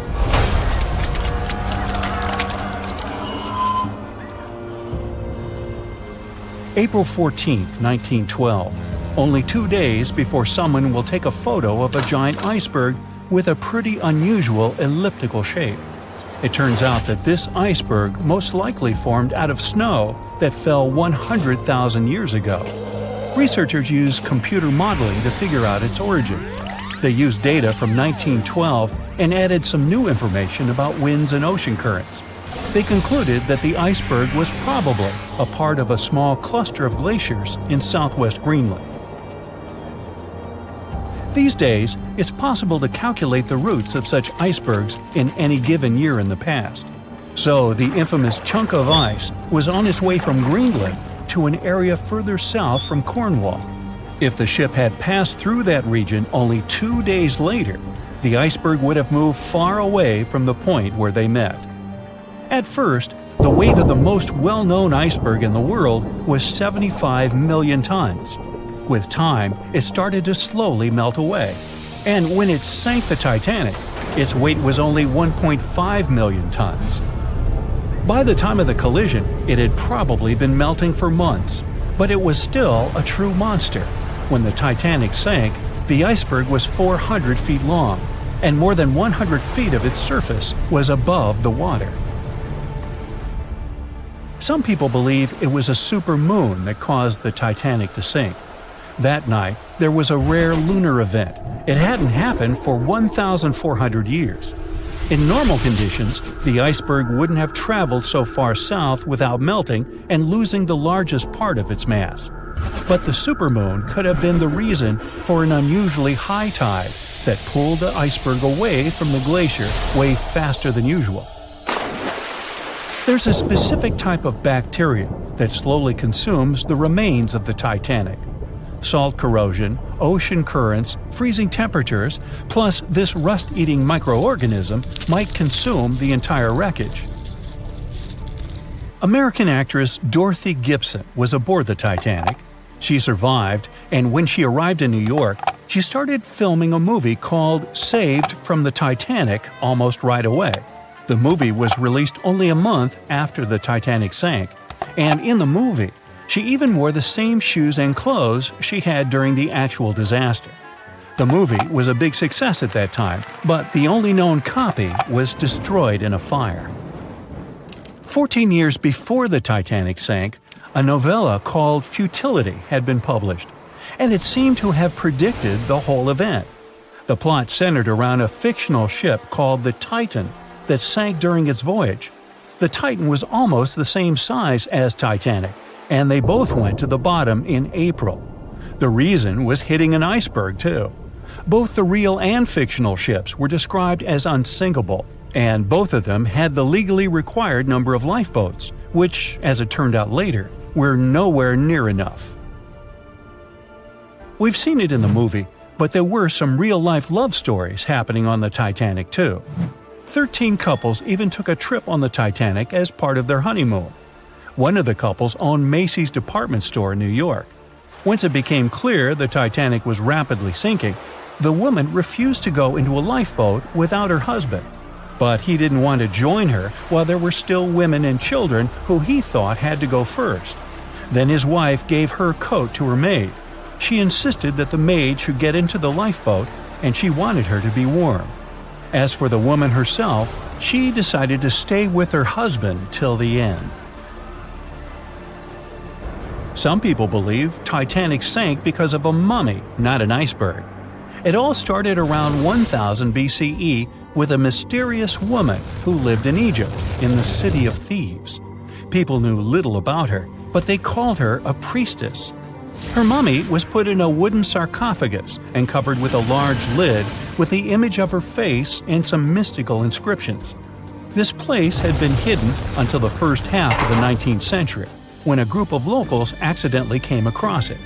They disturbed her peace. No one knows how, but the mummy disappeared that day without a trace. A couple of decades later, a group of rich friends from England traveled to Egypt and found the empty mummy casket with the image of the priestess, whose dark eyes seemed to be looking into the void. They decided to buy it, but the buyer disappeared the same night before he even got the case. All members of the group had some accidents. The casket changed its location a couple of times until it, as some believe, ended up on the Titanic.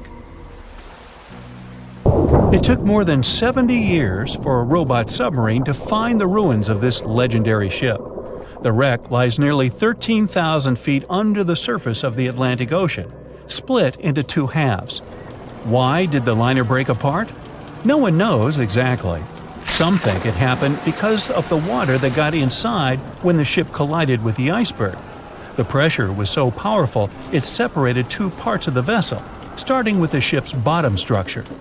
Others say it was because of the hull rivets. They had a high concentration of slag or smelting residue, and that's something that can cause the metal to split apart. The ship generally had many flaws, starting with the design. The watertight bulkheads weren't completely sealed on top. This allowed the water to flow between the compartments and, in the end, sink the vessel. The iron of the ship's rivets and steel of the hull ended up ruined because of high sulfur content, cold temperatures, and high speeds. The steel shattered and the rivets popped out quite easily. Because of this, Titanic sank 24 times faster than it would have otherwise. If the ship had hit the iceberg head-on instead of ramming it with its side, it would have probably stayed afloat. How come the crew members didn't have binoculars? It would have surely helped them spot the iceberg on time and maybe even avoid the disaster. But the binoculars on the Titanic were locked in a storage cabinet. Only one crew member had the key, and he had been transferred off the ship right before it set sail. He later said he hadn't remembered to hand over the key. But even without the binoculars, the ship might have had some time to change course and avoid the collision if the crew had gotten some warning. But that's the thing, someone did warn them. About an hour before the incident, a ship that was relatively close to Titanic, the SS Californian, sent a message to inform them it had stopped because of dense ice field. But the warning never got to the Titanic's captain. Some experts say it was because the radio operator didn't think it was that urgent. And later, the SS Californian said they didn't get a call for help from the Titanic because their radio operator was off duty. Some say the crew on the Titanic couldn't spot the iceberg on time because of an optical illusion. Atmospheric conditions that night probably caused super refraction, which could have camouflaged the berg. After all, no one actually saw the iceberg until it was too close to the ship to somehow avoid the crash. Not even a whole minute passed between the moment they saw the iceberg and the collision. It was only 37 seconds, and it took Titanic 2 hours and 40 minutes to disappear below the ocean's waves.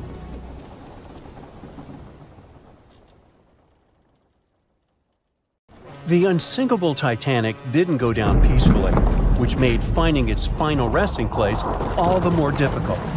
The world-famous RMS Titanic sank in 1912, but was only discovered in 1985 on a secret mission. Although people back in the early 1900s had the approximate location of where the Titanic was, they didn't have the right technology to find it. As it went under, the ship sent several CQD signals, standing for Come Quickly, Distress, to a nearby ship named Carpathia. Come at once, we have struck a berg. It's a CQD, old man, were some of the final words transmitted from the Marconi wireless on the ship. These Morse code messages were also what made the first research missions to the wreck possible. RMS Carpathia found the lifeboats filled with Titanic survivors, but the world also desperately wanted to see what became of the famous liner. Fast forward to 1953. That's when the first serious attempt to find the Titanic wreck happened. A man named Risdon Beasley tried using a loud eruptive device to locate the ship. It sounds weird, but there's science to back it up.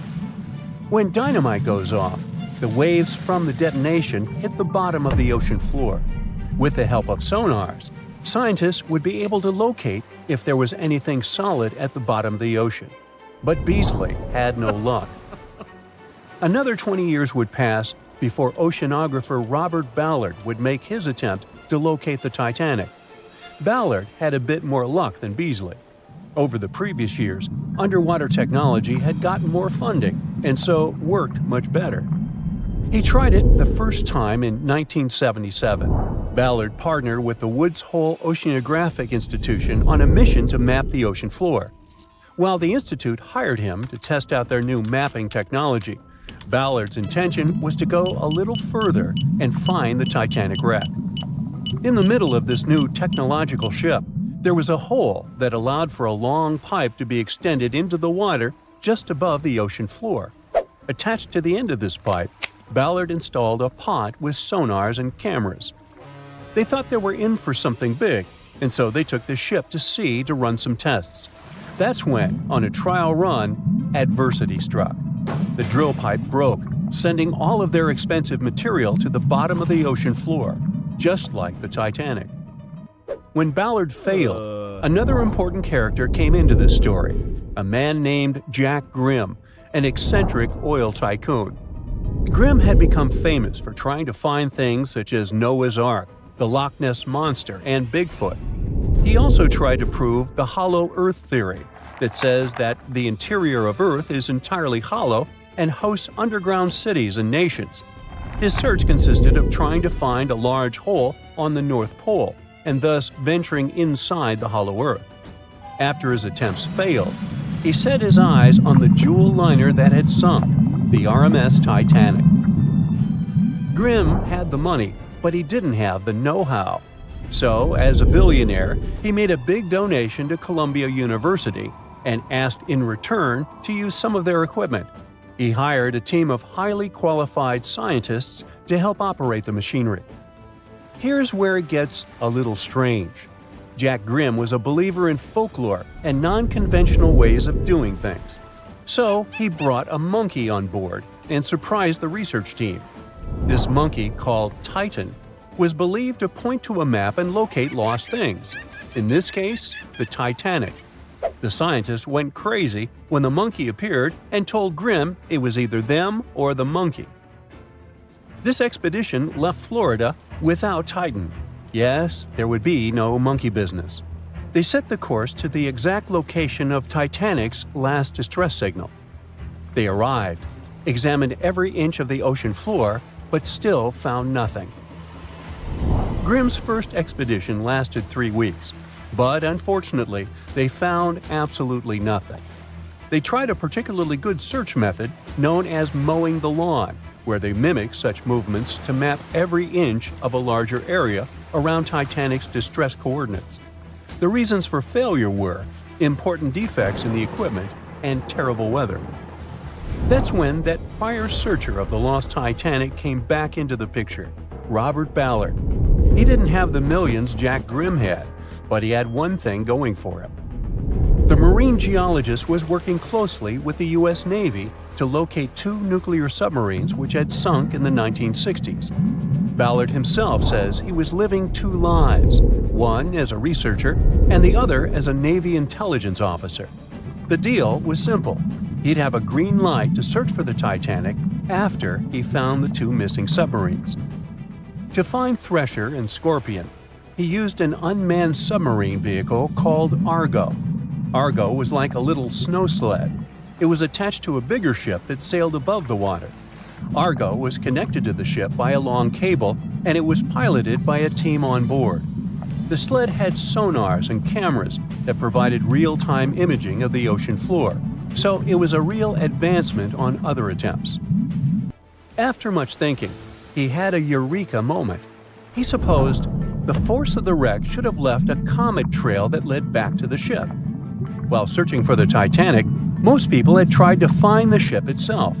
But until then, it had been trying to find a needle in a haystack. That's why Ballard's logic was so brilliant. He needed to invert the order. He had another obstacle on his hands: time. He could only look for the ship after finding the lost subs. And by the time that happened, he had 12 days left. He teamed up with another scientist, and they applied the mowing the lawn method to map the ocean bed. Another important piece of information that most researchers left out was that there was a sea current moving south on the day of the disaster. This meant that the debris field should be south of the distress signal coordinates.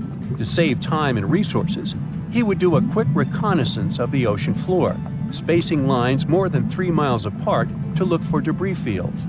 He also relied more on the camera visuals than on the sonar signals. His team took turns piloting Argo and watching the video. Days rolled by, with nothing but the empty ocean floor showing up. Until the rocks they were used to seeing started to look like man-made debris. Suddenly, there it was, the Titanic's boiler. Ballard was right. The debris field would take them back to the ship. After 73 years of searching, they had finally found the Titanic wreck. April 14, 1912. The dark night was filled with horrible sounds of a giant metal vessel breaking into two. The largest ship of that time collided with an iceberg that was on its way. The Titanic, one of the biggest stories of the 20th century that people still talk about. The starboard side of the giant vessel brushed up against the iceberg. It was 11:40 p.m. when things started going wrong. This iceberg caused enough damage for at least 5 watertight compartments in the hull to start filling with water. The crew immediately began a brief investigation to see if they could do anything and fix things. They had no one to rely on, all alone in the darkness of the cold night, far away from the land. The North Atlantic Ocean, around 400 miles south of Newfoundland, Canada. They needed time to figure out how to bring people to safety.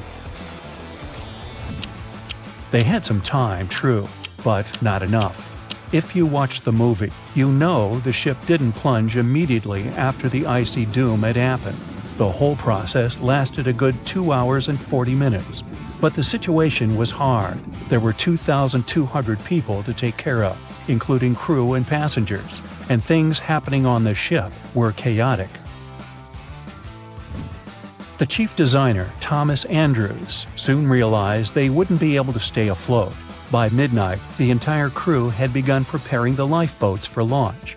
They had 20 boats with space for only 1,178 people, which was just a bit more than 50% of the people on board. The order was to get women and children to safety first. Crewmen were there to row and guide the boats. The scene over the next 2 hours gradually started escalating. The crew members had a task to wake up passengers and warn them something bad was happening. They wanted to place them into a fleet of lifeboats as soon as possible. At 12:15 a.m., some crew members sent out a distress signal. A steamship called Frankfurt was among the first ones that received the message and responded, but they were about 170 nautical miles away. Some other ships also got the message and offered their assistance, but sadly, they were too far away as well. At 12:20 a.m., the Cunard liner Carpathia got a distress signal from the Titanic and changed its course right away. They were 58 miles away at the time, and it would take them more than 3 hours to get there. 20 minutes later, the crew was lowering the first lifeboat. It was carrying only 27 passengers, although it had room for 65. Many of the lifeboats that were launched first were well below capacity. Crew members were worried, thinking the Davids wouldn't be able to hold a fully loaded lifeboat. And in the beginning, many passengers were just too afraid to leave the ship. They still thought Titanic was unsinkable and couldn't imagine the scenario that was going to happen 1 to 2 hours later. The crew was firing the first of 8 distress rockets. Unsuccessful. No one was close enough to help. By 1:20 a.m., they lowered 10 lifeboats. Number 8 had only 28 people in it. One of the passengers on the number 10 was 9-week-old Melvina Dean. She would later become the last survivor who lived until 2009 and turned 97. It was 2 a.m. already. 3 of the collapsible boats were the only lifeboats that remained on the ship. The bow of the vessel had sunk low and had tipped far under the surface. People around it could now clearly see stern propellers above the water. Crew members were lowering collapsible lifeboat D from the roof of the officers' quarters with over 20 passengers in it. As the ship's bow went under, the water was washing collapsible A from the deck. Those 20 people were struggling because their boat was partly filled with water. As crew members were trying to release Collapsible B, it fell. Before they righted it, the water swept it off the ship. 30 passengers still managed to find safety on the overturned lifeboat. At 2:17 a.m., the ship's wireless operator decided to transmit one last distress call. A minute later, the light on the ship finally went out. Titanic and all left on board plunged into darkness. The bow continued to sink, and the stern was rising higher above the surface, which placed great strain on the midsection. Horrible sounds were filling the night. Titanic, this massive, legendary ship so many people placed their hopes in and were excited about, broke into two between the third and fourth funnels. Reports would speculate it took about 6 minutes for the bow section to reach the ocean bottom. The stern settled back in the water before it rose again into a vertical position. It remained in this situation until it finally disappeared into the ocean. At 2:20 a.m., the stern apparently retained air inside, and water pressure crushed it as it went down. The stern landed about 2,000 feet away from the bow. People consider the Titanic the fastest ship in the world. They thought it was unsinkable because 4 of its compartments could be flooded, and that still wouldn't cause a critical loss of buoyancy. Its life was problematic since its beginning. While the ship was leaving port, it moved within a couple of feet of the steamer New York. It managed to safely pass by, which was a huge relief for all those worried passengers massed on the ship's decks. Titanic sailed off on the 10th of April. Its first journey was across the highly competitive Atlantic route. On the launch day, the Titanic became the biggest movable object in the history of humankind. 882 feet long, 92 feet wide. Not that big if you compare it with today's ships. The biggest cruise ship in the world today is Royal Caribbean's Symphony of the Seas, which is roughly 5 times the size of Titanic. If you put that ship in a vertical position, it would be nearly as tall as the Empire State Building, which is 1,250 feet without antennas. But Titanic was a huge attraction back in its time. At one moment of their journey, they stopped in France, after which they made another stop in Ireland. Once the final passengers boarded, the massive ship set out at full speed for their final destination, New York City. 4 days after the beginning of its journey, Titanic failed to divert its course from a huge iceberg, the story we all know about. Only 700 people survived, and most of them were women and children. The night was extremely cold, 1 hour and 20 minutes after Titanic had gone down to the bottom of the ocean. Survivors weren't even sure someone was coming to save them. Finally, they saw the light. It was Carpathia coming towards them. They came for the people in the lifeboats. The crew brought them aboard and pulled a handful of other passengers out of the water. Many ships tried to contact Titanic a few hours after it sank. Their messages were never returned. Later, when there was an investigation of what really happened, they discovered the Leyland liner California had been less than 20 miles away when Titanic was sinking.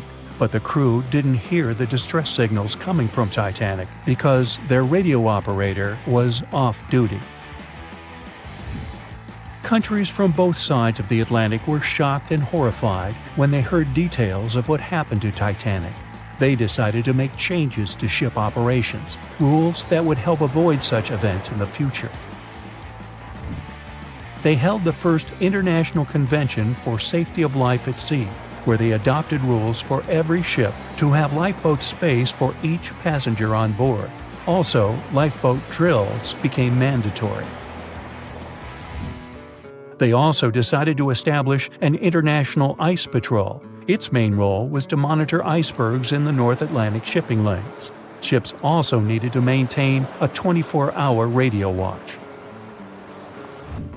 Titanic wasn't built alone. Because of the size of this magnificent ship and all the new equipment it required, it would have been too expensive as a one-off. So the team built the Titanic alongside two sister ships, and both of them had eventful lifetimes. RMS Olympic came first. It was launched in 1910, and for a whole year was the biggest liner in the world. The Britannic was another sister ship that sailed for a while before it too ended down on the ocean bottom. But only Titanic became a legend and one of the most fascinating stories of modern history. The night was dark and scary. A few hundred people were sitting in lifeboats, not knowing what would happen next or what their lives would look like from that moment on. All they knew was the giant ship they had been sailing on just a couple of hours earlier disappeared in front of their eyes. They were alone, waiting for help. Is anyone even coming?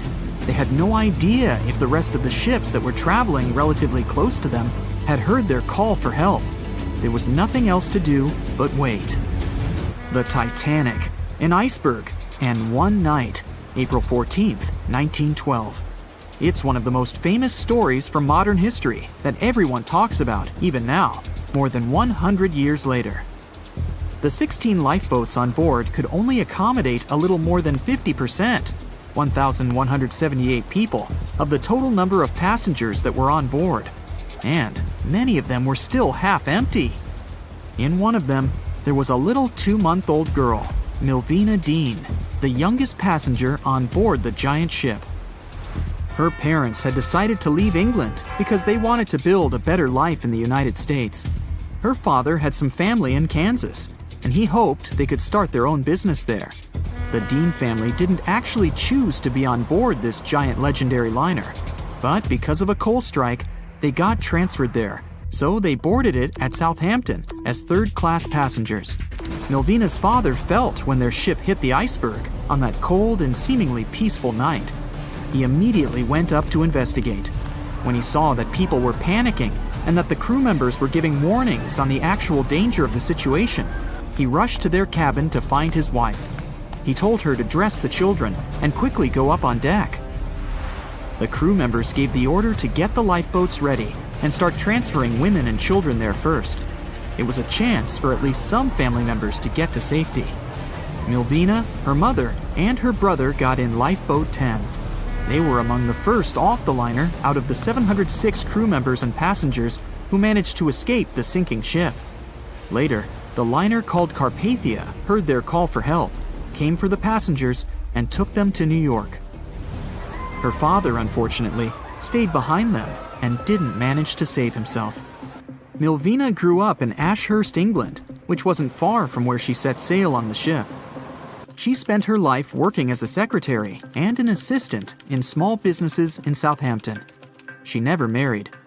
Milvina always used to say she never spoke about the whole Titanic thing because she remembered nothing about it, so she didn't want people to think she was just drawing attention to herself. But in 1985, a French-American team got together and located the wreck of the Titanic. It was around 370 miles east of Mistaken Point, Newfoundland, in water that was more than 2 miles deep. That's when they confirmed the ship split in two. For decades, people believed the ship sank in one piece. They thought the only significant damage was the damage the hull got from its contact with the iceberg. In reality, it broke in half, right between its third and fourth funnels. It happened shortly before the ship disappeared under the surface of the water, and the whole thing, starting from the moment when they hit the iceberg, lasted around 2 hours and 40 minutes. People didn't pay that much attention to the Titanic until this team of researchers found the wreck. In the last year of her life, she sold some of her family's possessions at auction to pay for her stay in a nursing home. The items she sold also included a suitcase filled with clothes that her family got when they arrived in the US, and compensation letters her mom got from the Titanic Relief Fund. The compensation letters outlined the financial aid that certain passengers received who had survived the loss of their loved ones. She lived until the age of 97 when she caught pneumonia. She was the youngest of the 705 people that survived the whole event. The Titanic was the world's largest ship. Since it was so big, some thought the vessel should have had 4 exhaust stacks. But Thomas Andrews, the man who designed the ship, believed that only 3 were necessary. So, the Titanic basically had one purely decorative stack. 2,200 people were on board when the ship sank. There were 908 crew members, and the maximum number of passengers on board, which was 3,500. As you probably saw in the movie, there were different classes of passengers. The estimated overall wealth of those in first class was about $500 million, and researchers estimated $6 million worth of things went down to the ocean bottom, together with the ship. In first class, this liner was a place of luxury. It had 4 restaurants, 2 libraries, 2 barber shops, reading rooms, and a photographic darkroom on board. There was also a heated swimming pool, but only first-class passengers could use it, at a price of 1 shilling a time. The ship also had Turkish baths and electric baths, and passengers could use each for 4 shillings at a time. The cost to build this massive giant was $7.5 million, but that was back in 1912. Today, it would be about $200 million. First-class tickets cost $2,560 at the time, which is today's equivalent of $61,000. What would you get in these expensive cabins? A sitting room, 2 bedrooms, 2 wardrobe rooms, and a bathroom. Would you pay that much for those luxuries? Teams of researchers still haven't explored many areas on the Titanic. It's still very, very hard to access them with underwater vehicles. There was a lifeboat drill scheduled for the same day the Titanic sank, but it was called off for some reason. The crew had done just 1 lifeboat drill, and that was when the ship was still docked. But even if the crew members had been properly trained and each lifeboat had been filled, the capacity was still not enough to save each and every passenger. The Titanic was the biggest movable object in the world at that time. On May 31st, 1911, its immense hull made its way down the slipways and ended up in the River Lagan in Belfast. Over 100,000 people were there to see the launch, which took just a little more than a minute and went off without a hitch. The people who were in charge of the ship immediately towed the hull to a mammoth fitting-out dock. Thousands of workers spent most of the next year there working hard, building the decks and constructing all those luxury interiors that gave the Titanic its specific look. They were also installing the 29 giant boilers that would power the ship's 2 main steam engines. All that to get the title Unsinkable. The ship had more than just one fatal flaw. You may have heard of one of its design flaws. The airtight bulkheads weren't completely sealed on top. This allowed water to flow from one compartment to another, which eventually sank the liner. And Titanic had more flaws. High sulfur content, cold temperatures, and high speeds largely affected the steel of the vessel's hull and the iron of its rivets. The steel here shattered, while the rivets popped out relatively easily. This was the reason the Titanic sunk 24 times faster than we'd expect. There are many theories about what really led to the sinking of such a giant. And one says a full moon from a couple of months before could be one of the reasons. It may have created very strong tides that sent a flotilla of icebergs southward. This was right in time for the Titanic's maiden voyage. Research says an optical illusion prevented the ship from getting help. One famous British historian, Tim Moulton, thought the atmosphere on the night of the sinking created specific conditions that made it very hard for the crew members to spot icebergs. They partially caused something called superrefraction. The extraordinary bending of light causes miraging, and several ships in the area recorded it. Not only did this prevent the crew from seeing the troublesome iceberg in time, but it also stopped one of the ships that could have offered help from identifying the call for help and communicating with the Titanic crew. Also, some say the ship was traveling too fast. From the start, they blamed the skipper for sailing such a big liner at such a high speed, 22 knots, through the cold and unpredictable waters of the North Atlantic, which was full of hidden icebergs. April 1912 marked one of the most terrible tragedies in the history of the world. The most unsinkable vessel, the pinnacle of engineering at that time, the huge Titanic, sank. On that dark, moonless night, the ship had many chances to save its passengers. There was another ship just a few miles away that could have saved the Titanic, but it didn't. It wasn't a phantom ship, and it's not some legend or a theory. This is a documented reality. There are records and witnesses' statements confirming this. But why didn't this ship help? Let's find out what happened that night by looking at these events from 3 different points of view. Let's start with the Titanic version. 11:30 p.m. The moon hides behind black clouds. Visibility is bad. Everything is calm on the Titanic. Under the captain's guidance, the communications operator stays in touch with the mainland through the radio. At this moment, some stranger breaks into the frequency, interrupting the operator's communication. It's unclear what this strange man wants and what he's talking about. The operator doesn't try to figure it out. He shouts at the guy, demanding him to disconnect. The connection is interrupted. At 11:40 p.m., the Titanic crashes into an iceberg. The ice breaks the hull. Water begins to flood the lower decks. Nobody is panicking yet. 20 minutes later, at midnight, the ship's crew sends a distress signal through the radio frequency. Few people understand how bad the situation really is. After 20 minutes, at 12:20 a.m., they start lowering lifeboats with passengers. At 12:25 a.m., they receive a response to the distress signal. This is RMS Carpathia.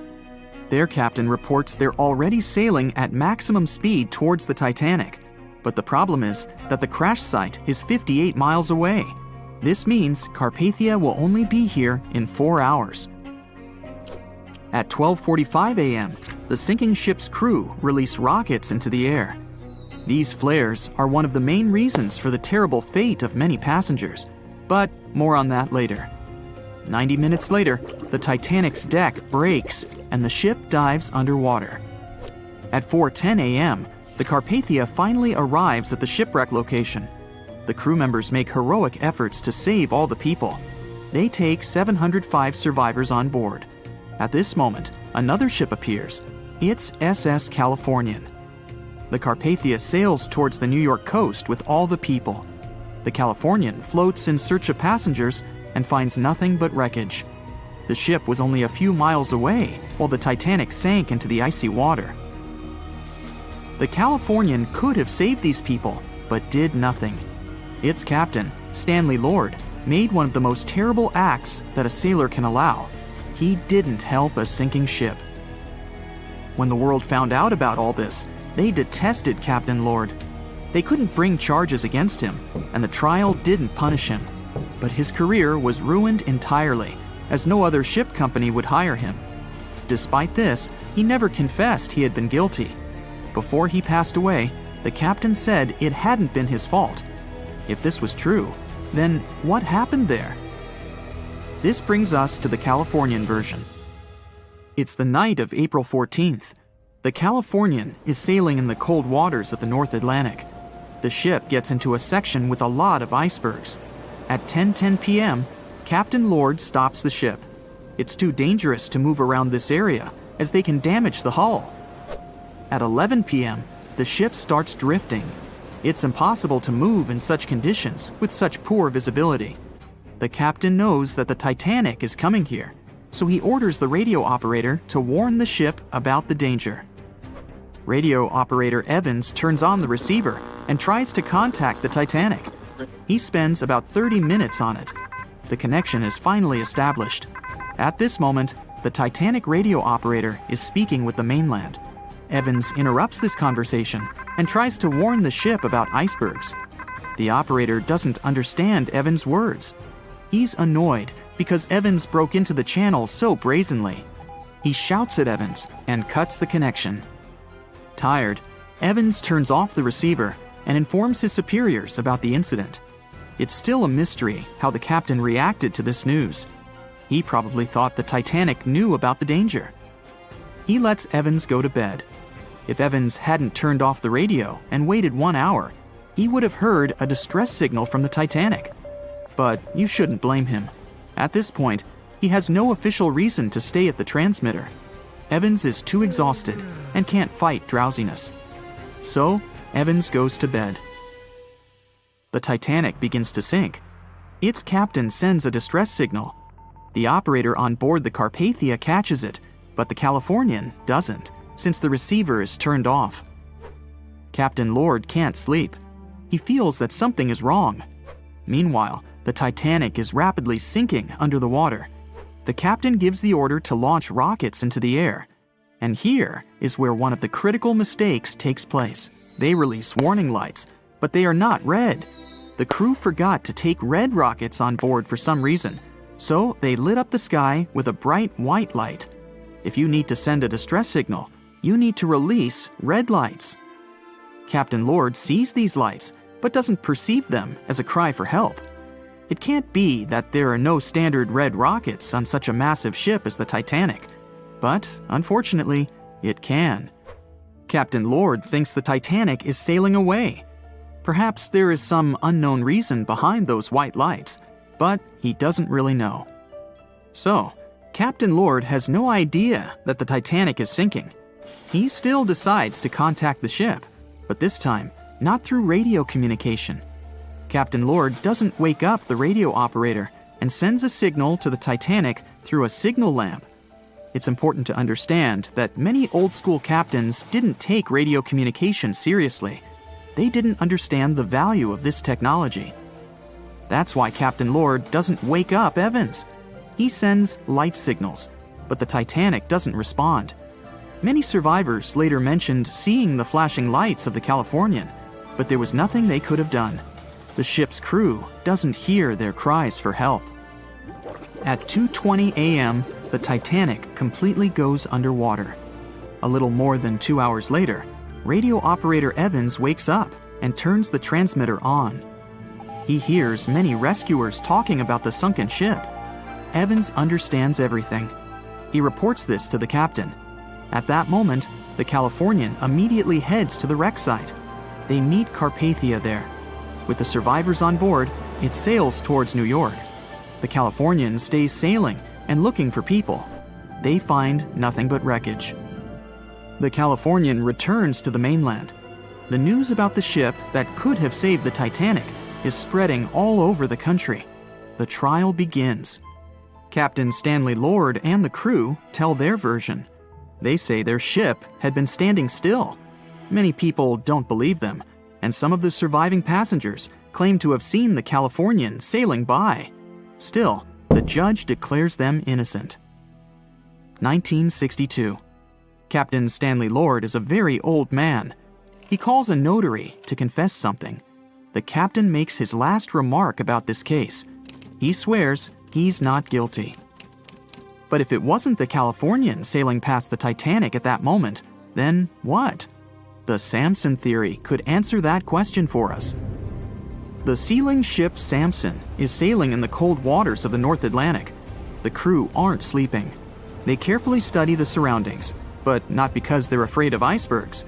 They're scared of meeting with the U.S. Coast Guard. The Samson ship's crew catch seals, which is illegal. At 12:45 a.m., Samson's captain sees white signal rockets. The team is sure it's the Coast Guard. They turn off the lights and sail away. It's dark, so they don't notice the sinking Titanic. They return to the coast of Iceland and hear about the disaster. They realize they have abandoned the drowning passengers. The nephew of one of Samson's crew members reads about this story in his uncle's diary. The nephew asks for permission to publish these recordings. All the people realize that Captain Lord wasn't guilty, but unfortunately, he didn't live to see this moment. Actually, it's still unknown who is guilty in this story. 2 ships were nearby the Titanic. Their captains were adequate people. They would have helped save all the passengers. Their fault was that they couldn't understand what the Titanic wanted on that dark night. Someone forgot to put red flares in the box. This small but fatal detail was one of the leading causes of the tragedy.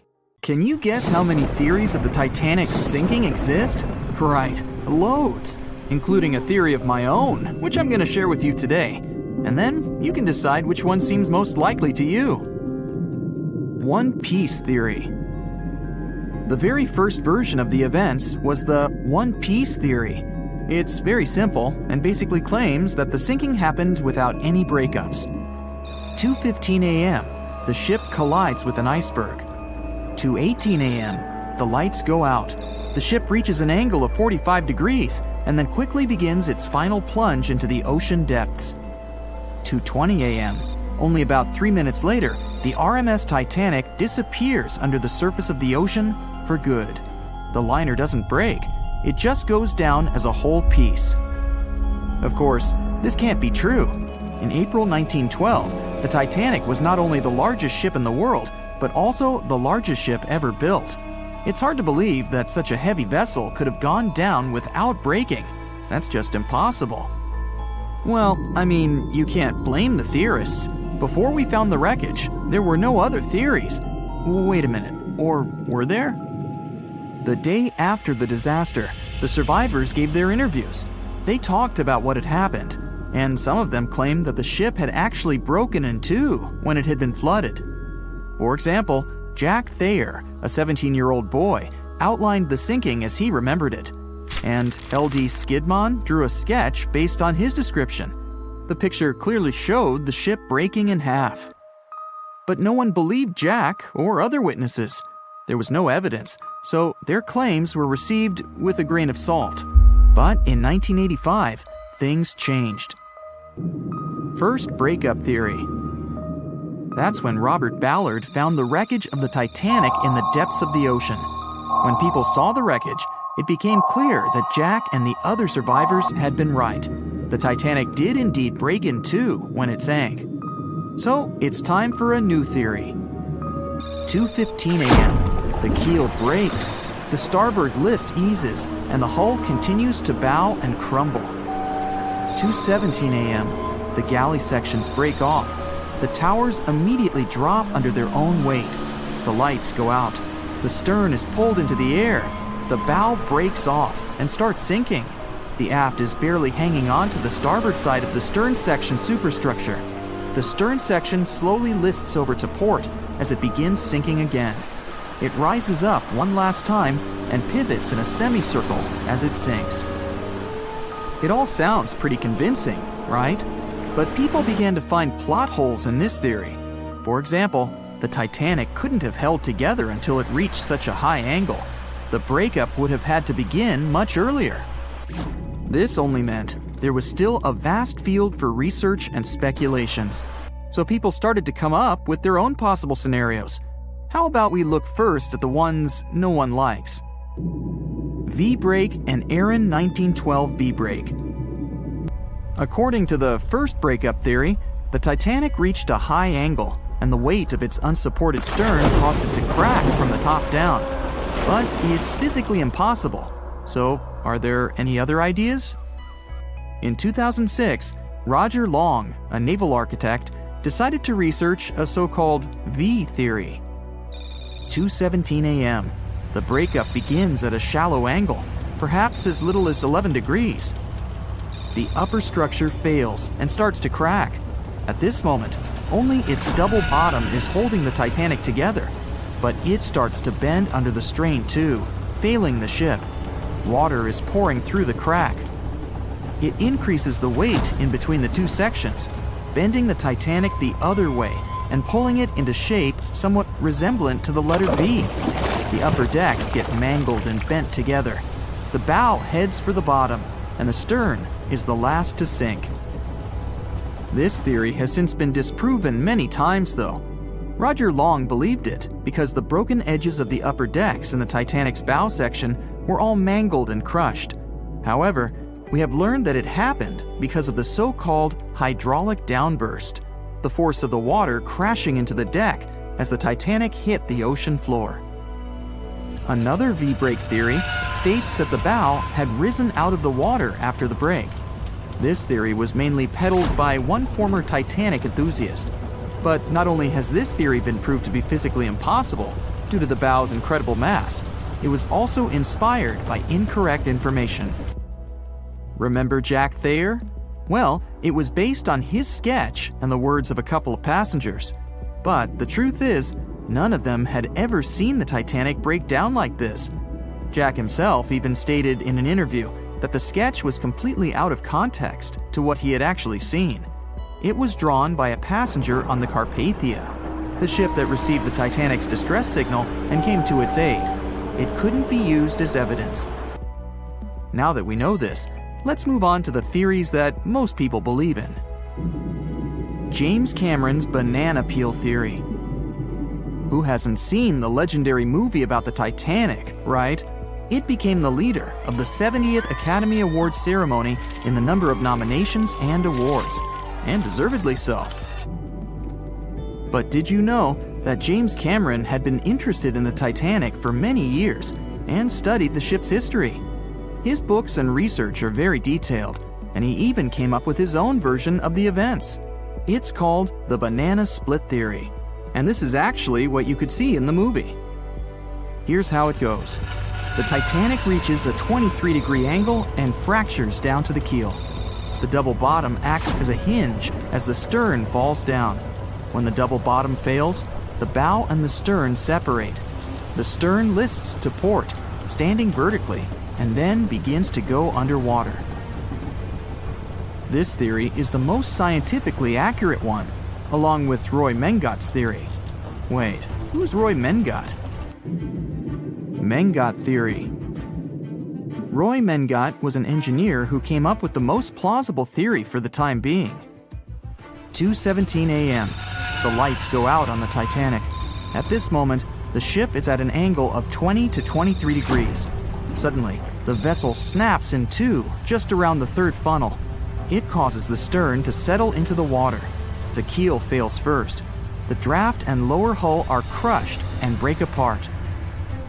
Water surges into the bow and stern of the ship through the huge cracks, causing the bow section to sink beneath the waves. The stern rises up to the angle of 70 to 90 degrees, and then it sinks too.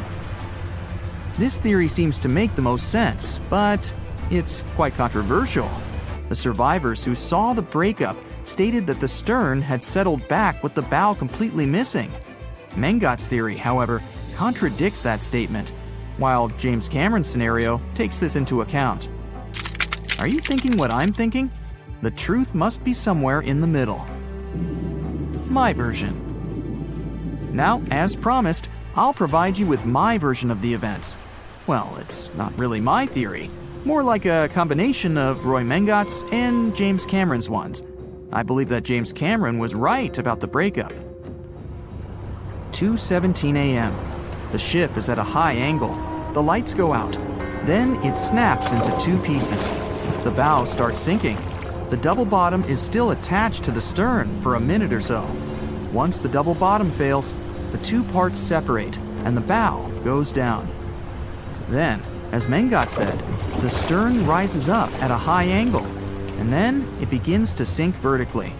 It might have actually happened because the survivors stated that they had seen a clean break.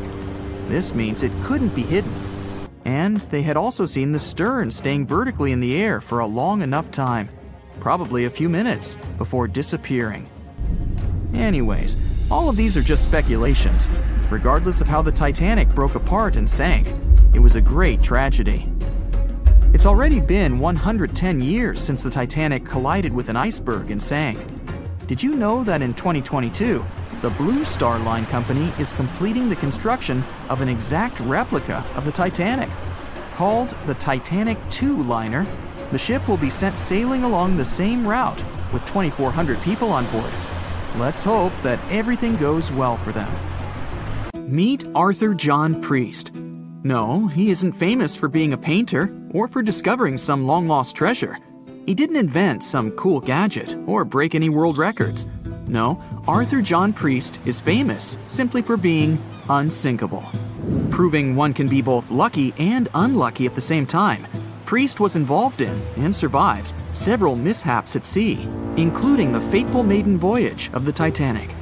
Priest was not a rich man interested in sailing for pleasure. He was part of the working class, employed as a stoker or fireman, stuck for hours within the hot bowels of large steam-powered vessels. His job was dirty and difficult. He was responsible for keeping the furnaces lit, feeding them coal to ensure enough steam was produced for the engines to work. He had to be careful about not overheating the system or setting fire to the whole ship. The furnaces had to be carefully watched and constantly fed. He breathed it all in a while, working and fighting with the sweat and the dirt. He would often work shirtless because of the heat and was always covered in black coal dust. And when he finally had a break, his shared living quarters were nearby in the same part of the ship. He must have been good at his job, though, because he had no trouble finding work. But wherever he went, bad luck seemed to follow. The first incident was a mild one. As a young man, Priest worked on the RMS Asturias. The passenger liner first set sail in 1907, traveling between Southampton in the UK to Buenos Aires in Argentina. At some point during its maiden voyage, the ship suffered a small collision. The damage was bad enough that the ship returned for repairs. Thankfully, there were no reports of any serious injuries. Priest, unfazed, simply went to work on another ship, but his bad luck lingered on the Asturias. In 1914, the Asturias became a hospital ship, helping care for sick men and women around Europe while bringing them home to England. But in March 1917, at just around midnight, the ship was struck by a foreign object. Its hull was breached and the engine room flooded. The captain ordered everyone to abandon the ship, sending crew, patients, and health staff scrambling for the lifeboats. The vessel was still moving, powering through the water because the main controls, located within the flooded engine room, could not be turned off. The captain refused to leave the ship while people were still trying to escape. He was able to aim the Asturias towards Bolt Head, where it finally hit land and couldn't sink. The remaining lifeboats were lowered and the final survivors made it to safety. When they studied the damage on the ship later, the Asturias was declared a total write-off. It might be hard to pin this particular disaster on Priest. After all, he wasn't even on the ship at the time. But it seemed that many of the ships on which he served were destined for trouble. His bad luck followed him to his next job on the RMS Olympic, a massive ocean liner. The Olympic was big. In fact, it had been designed and built as part of the fleet that included the Titanic.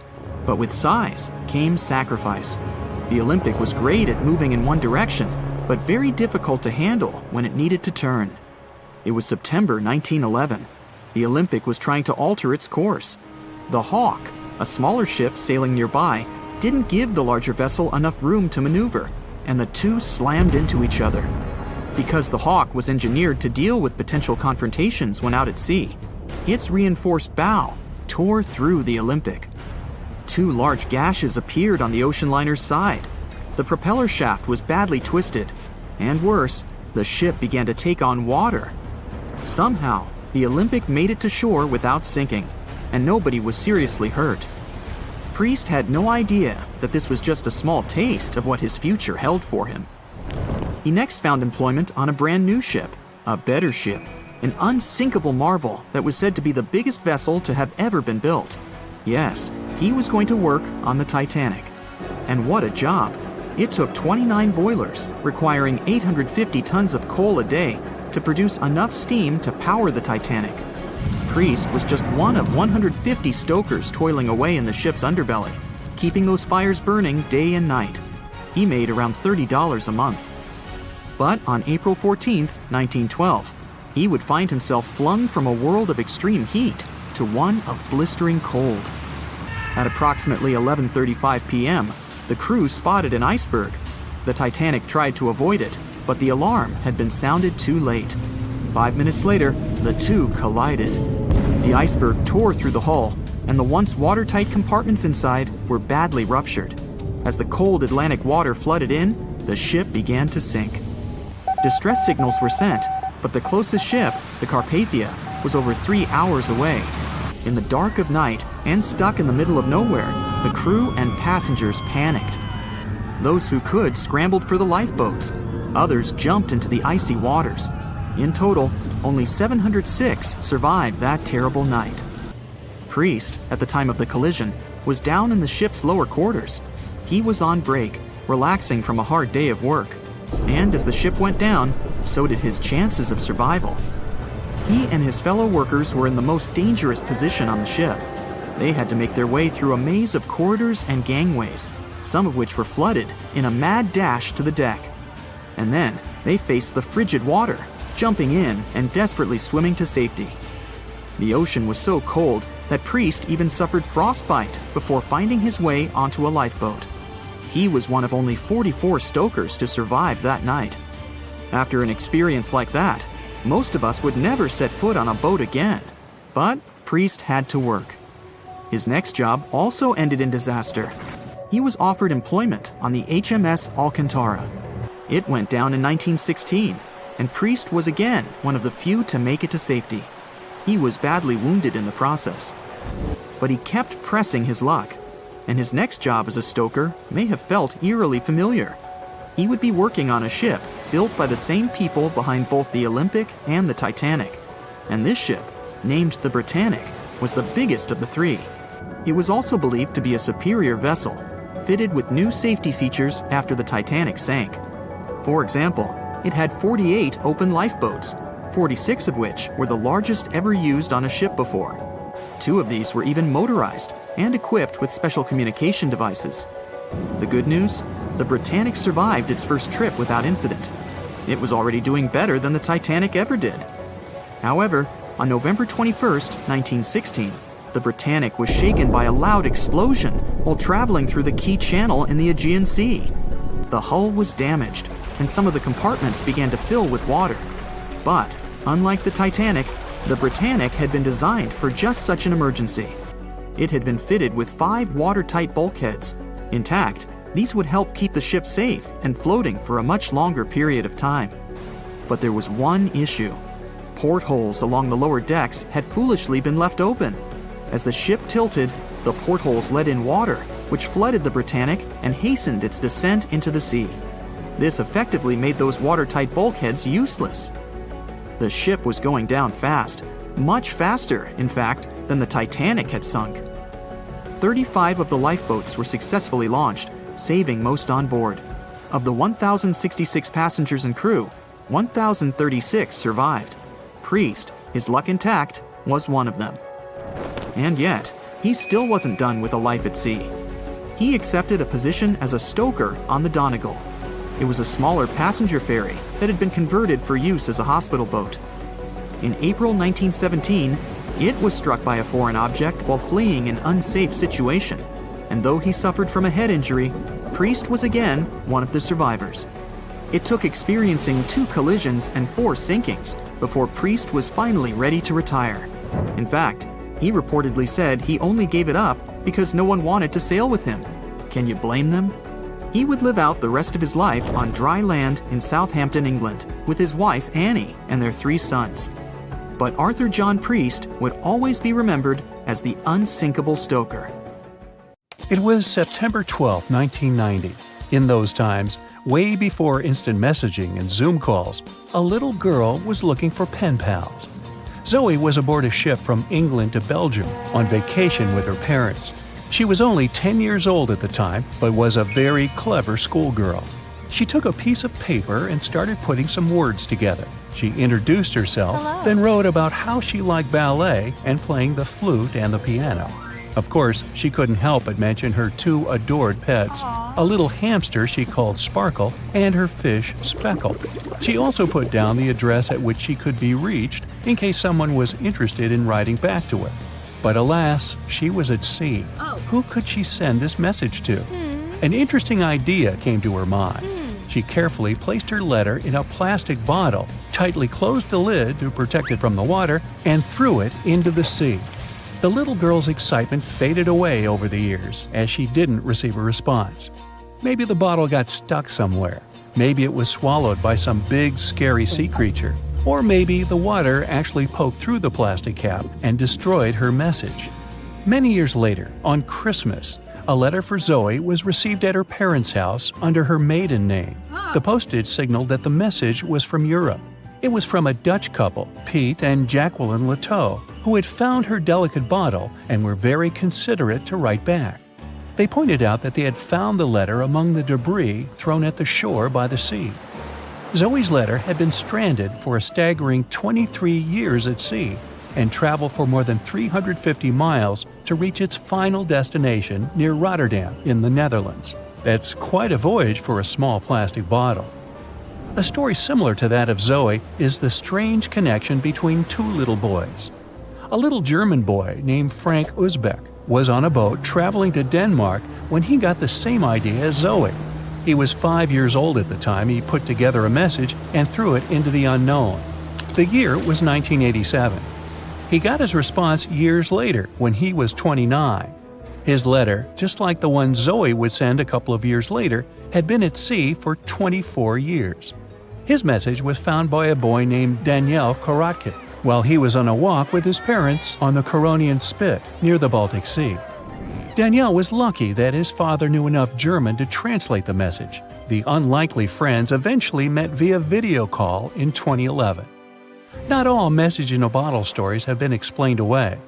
In 2013, a Croatian surfer came across a damaged bottle while near the Adriatic Sea.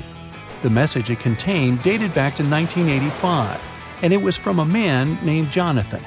The sender was eager for his letter to reach a woman named Mary, and he also expressed his keenness for her to respond. Since the letter was supposedly sent from Nova Scotia, the bottle had to have traveled a mind-boggling 3,700 miles. The message went from the Atlantic Ocean, entered the Mediterranean Sea, and reached the Adriatic shores in Croatia. The identities of neither John nor Mary were ever discovered. There are also messages in a bottle with wonderful love stories to share. This was the case for Ake and Paulina Viking.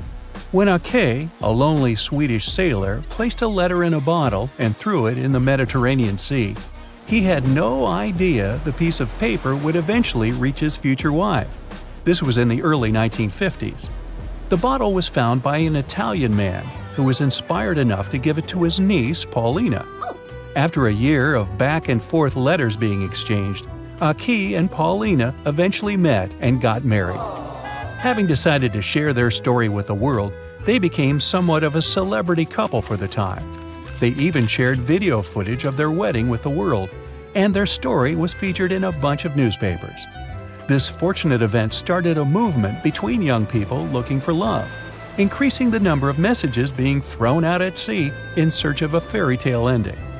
Not all the stories that started out like this eventually worked out, though. In 1945, an American named Frank Hayostek placed a similar message to that of Ake's in a bottle and threw it in the waters. Almost a year later, his letter was found by an Irish woman. Her name was Brenda O'Sullivan.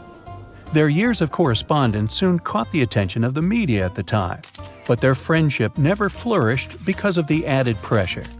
They eventually met in person when Frank traveled to Ireland, but he didn't stay for long, and they eventually got out of touch with each other.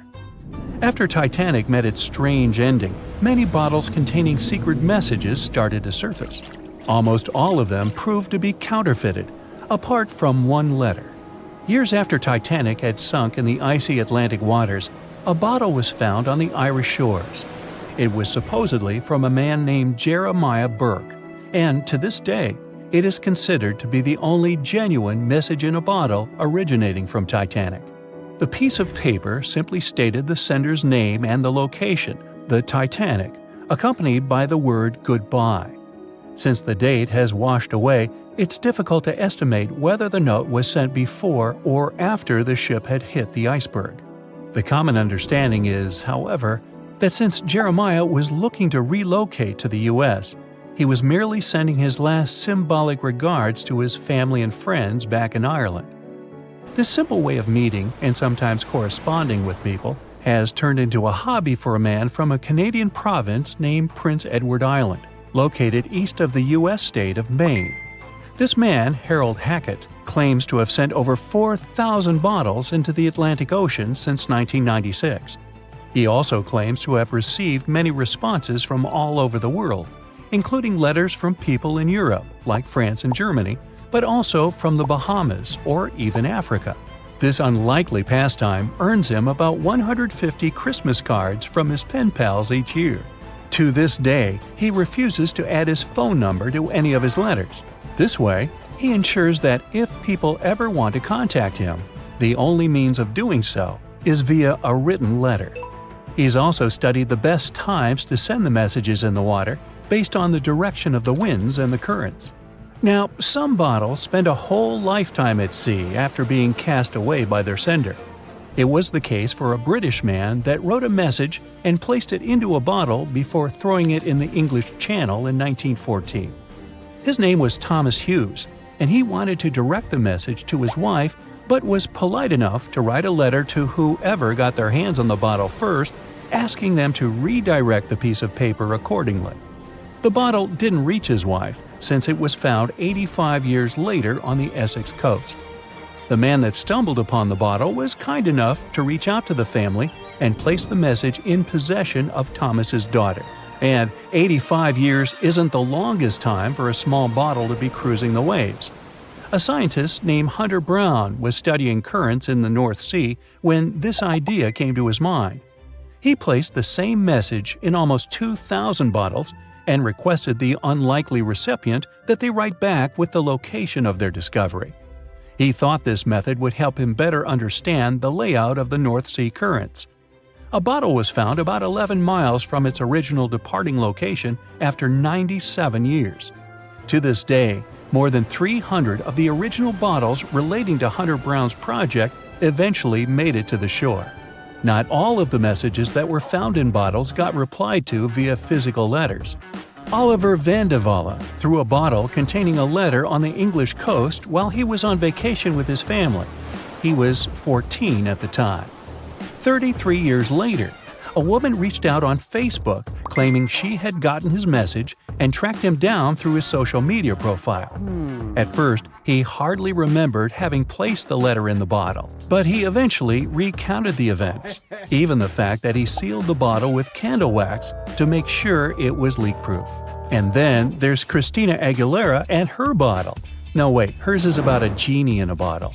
Okay, never mind. Staying in the water that's 70 degrees Fahrenheit for a long time definitely won't do your health any good. A water temperature of 50 degrees Fahrenheit is a nightmare. It feels much colder than the air of the same temperature. The passengers of the Titanic were in 28 degrees Fahrenheit water. Can you imagine how cold it was?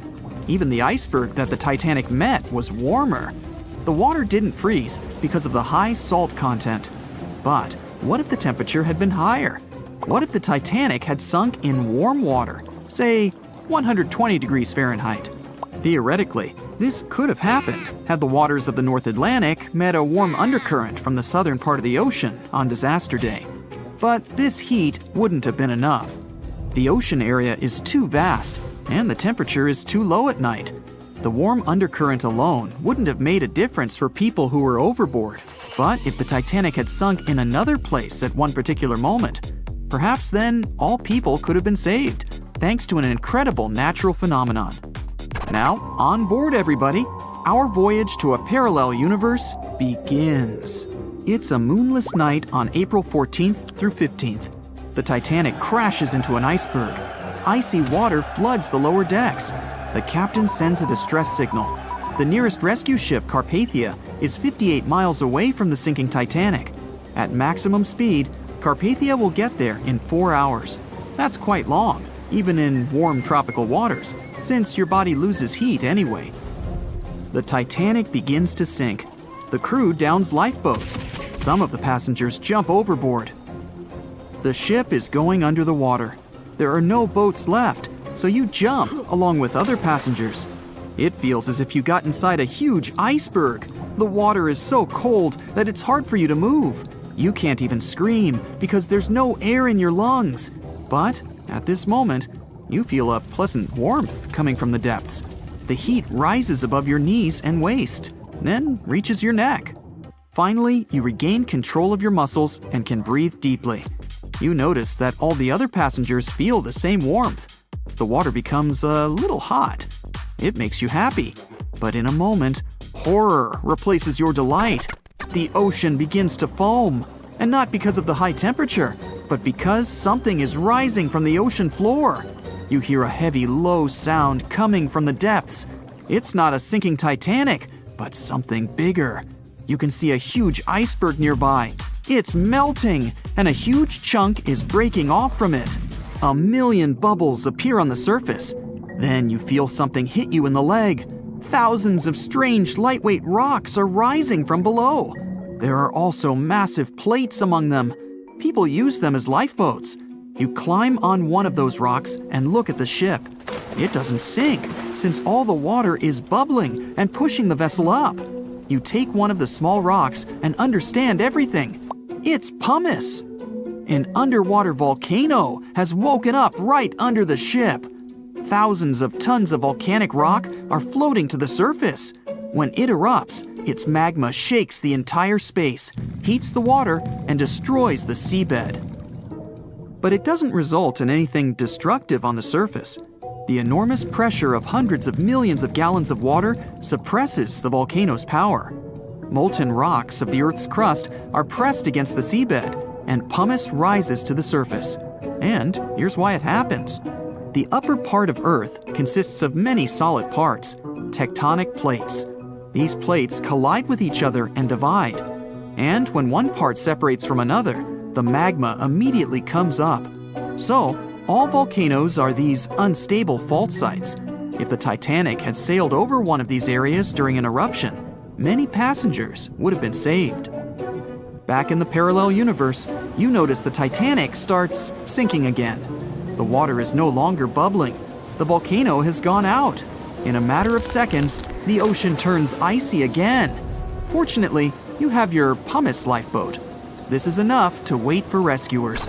But let's imagine a situation with no underwater volcano and an iceberg. A situation when the water was warm from the very beginning. One of the engines in the motor compartment of the ship breaks down. Several pipes burst because of increased pressure, and now there's a crack in the ship's body. Water is filling the lower decks. The ship is sinking. People evacuate on lifeboats. There's less panic since the night is warm and no one is freezing. Each passenger gets a life jacket. The ship is breaking. You understand that you have to jump. The Titanic goes underwater. Many passengers fall overboard in horror. They dive into the dark ocean and immediately come to the surface. Panic and complete chaos take over. The ship disappears in the dark, and finally, it's all silent. A few minutes pass, and you notice there's no panic at all. The water is warm. Almost all passengers have life jackets. Someone is floating on the wooden shipwreckage. After a couple of hours, the water no longer seems so comfortable. The ocean takes away your body heat. To keep warm, passengers swim closer to each other in a tight circle. Yeah, now it's quite possible to wait for another couple of hours till the rescuers come. People on lifeboats sail closer and take those who freeze on board. Passengers take turns, 20 minutes in the water, then 20 minutes in boats. It's essential not to take your clothes off. Even a wet outfit helps keep your body warm for longer. And when it seems that everyone is saved, somebody screams. A girl in a boat looks scared. She trembles with fear and points her finger into the black water. Passengers try to see what's there and notice a triangular fin.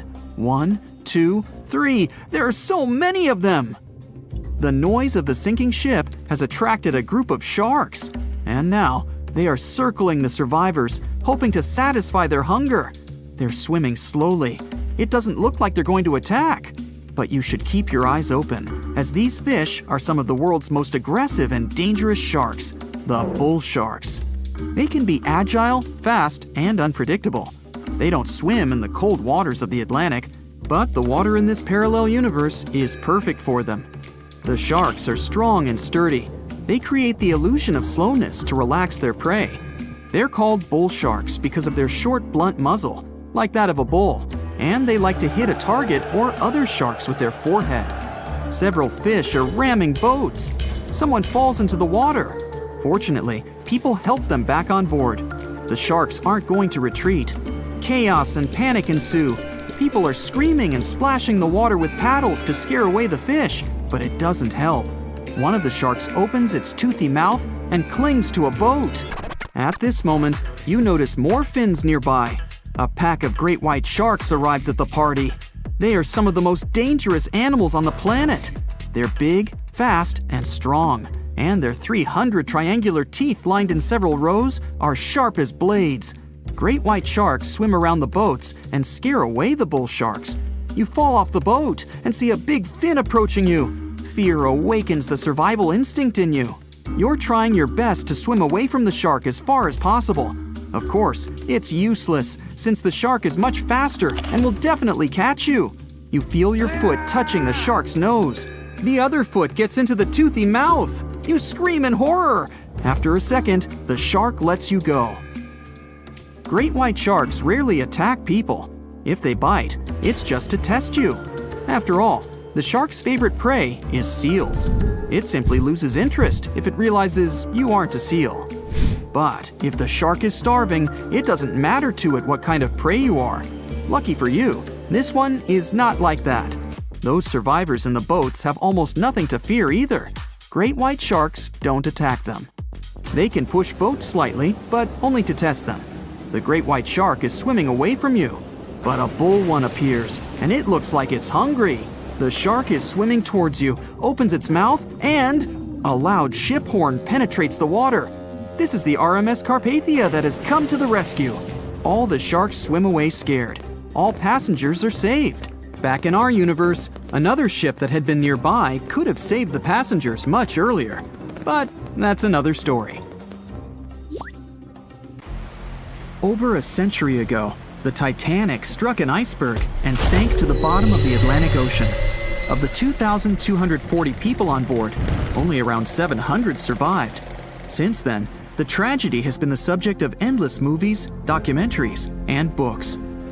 And though we've learned a lot about the ship and many of the people on board, we hardly know anything about the iceberg responsible for the catastrophe, especially anything concerning its size. But maybe we can find some clues. The Titanic was constructed by the White Star Line as part of its new fleet of passenger liners. At the time, it was the largest ship ever built, and it lived up to its name. The ship was 883 feet long, equal to 2.5 soccer fields placed end to end, and 175 feet tall, which is close to 10 giraffes standing on top of one another. From the waterline to the deck alone, the boat was 60 feet high. That's close to the height of a 4-story building. The Titanic was big enough to have veranda cafes, a restaurant, a reading and writing room, a Turkish bath, a gym, and squash courts. There was even space for a swimming pool. The liner could carry a total of 3,300 people, including 2,435 passengers and 900 crew members. Although luxury was important, safety was paramount. The Titanic had been designed to have 16 watertight compartments below its deck. If the ship's hull was somehow compromised in an accident, up to 4 of these compartments could take on the water, while the remaining 12 would keep the ship afloat. Philip Franklin, vice president of the White Star Line, said this was what made the ship truly remarkable. It's believed that the man said, "There is no danger the Titanic will sink. The boat is unsinkable, and nothing but inconvenience will be suffered by the passengers." He was so very wrong. The ship left England for its first and last voyage on April 10, 1912. And all it took was a single iceberg to bring that mighty vessel down. Icebergs are fascinating. They are formed during a process called calving, when large chunks of freshwater ice break free from glaciers and float away into open water. They eventually melt away and disappear. In the northern hemisphere, the majority of these icebergs come from Greenland. In the south, they come from Antarctica. What you see on top of the water is only a small portion of an iceberg. This is just the tip. Most of it, up to 90%, is hidden under the water.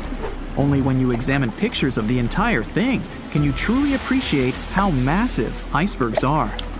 It's the part of the iceberg you can't see that is often the most dangerous. Beneath the waves, it can have jagged edges in random places. A ship can easily get too close without realizing it, resulting in serious damage to the bottom of the boat. And it's not just big icebergs you have to watch out for. Smaller ones, which are more difficult to spot, can prove to be just as dangerous.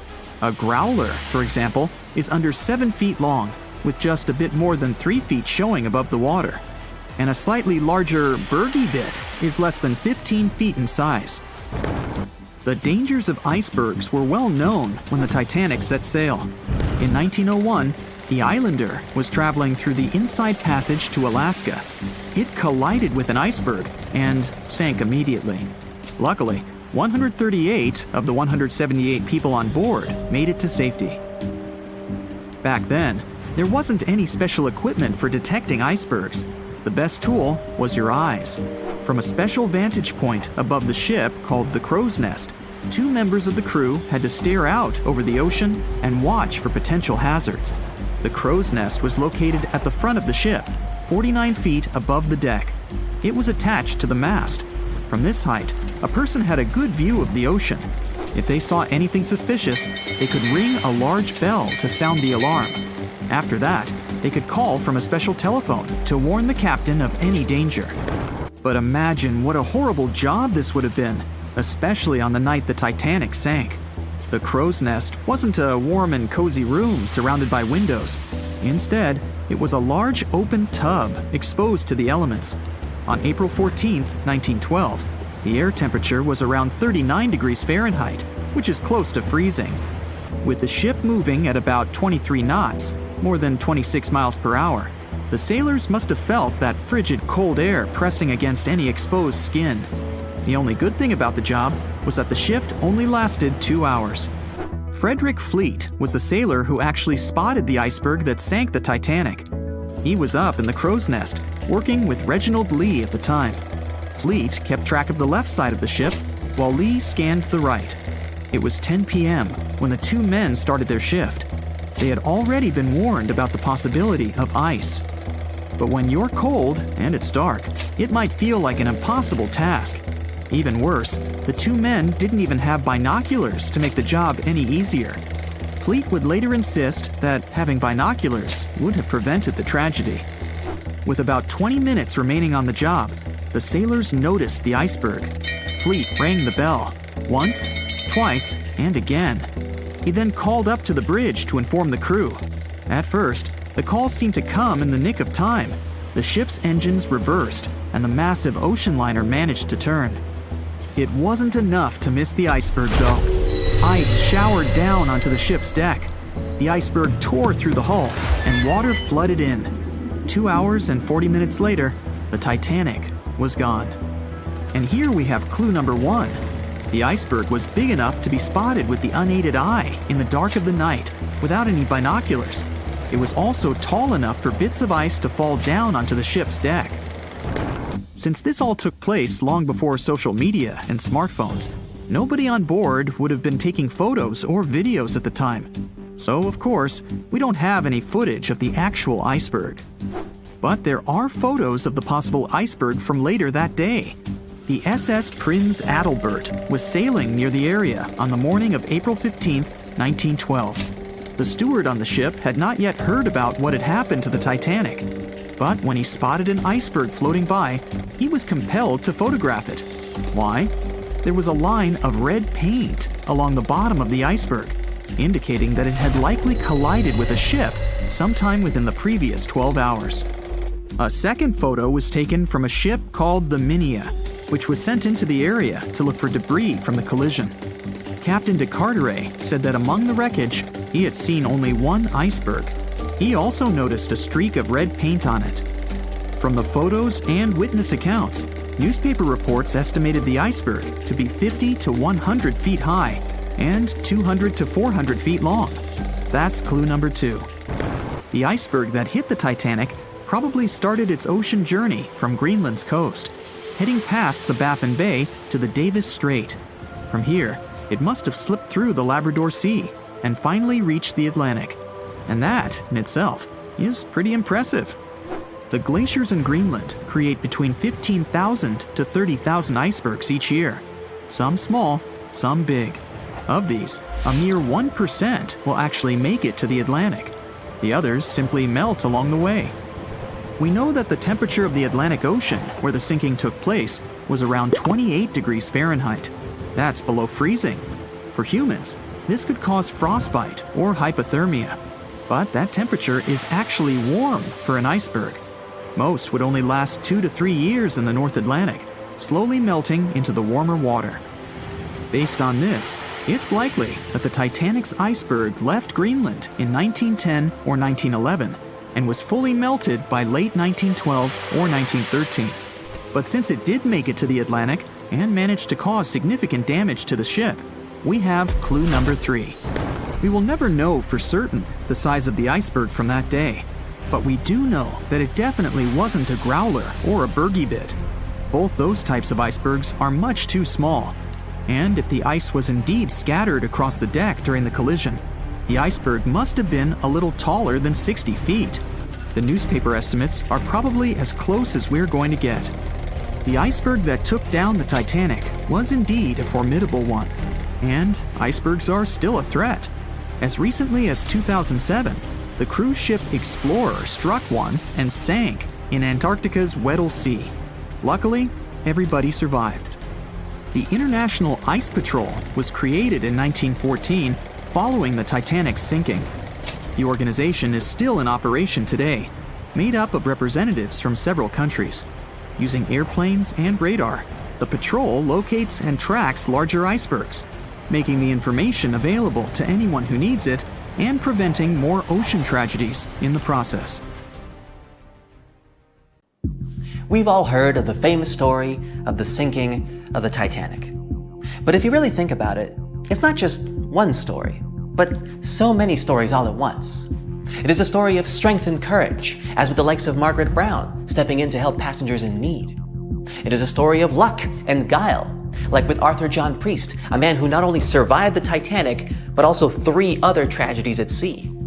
It is a story of perseverance and intrigue, as with Violet Jessup, a stewardess who had also survived 3 shipwrecks and then continued to serve for 30 more years after that. These are the stories of their personal journeys. When the RMS Titanic set sail from England on April 10, 1912, it was the largest ship ever built at its time. It was 883 feet long and 175 feet tall, and it took 3,000 workers 26 months to build it. Considered to be the pinnacle of nautical engineering, this ship was touted by its makers to be unsinkable. Of course, 4 days after its maiden voyage at sea, that claim would be proven false. On April 14th, the Titanic hit the iceberg. The collision ruptured the hull, and the 16 supposedly watertight compartments designed to keep the ship afloat quickly flooded with water. It took the liner 2 hours and 40 minutes to sink. And of the 2,240 passengers and crew on board, only 706 survived. One of those survivors was Margaret Brown. She was a philanthropist and actress who had traveled to Europe to visit her daughter in Paris. However, when Brown got word that a grandchild had fallen ill back in America, she bought a ticket for the next available ocean liner that would take her home, which just so happened to be the Titanic.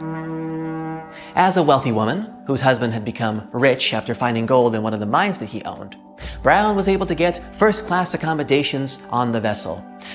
For over 4 days, she enjoyed many of the luxuries that came with her ticket.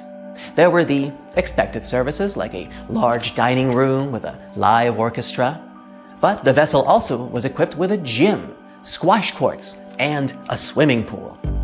And she'd spend her time in the first-class lounge that had been designed in the architectural style of the Palace of Versailles.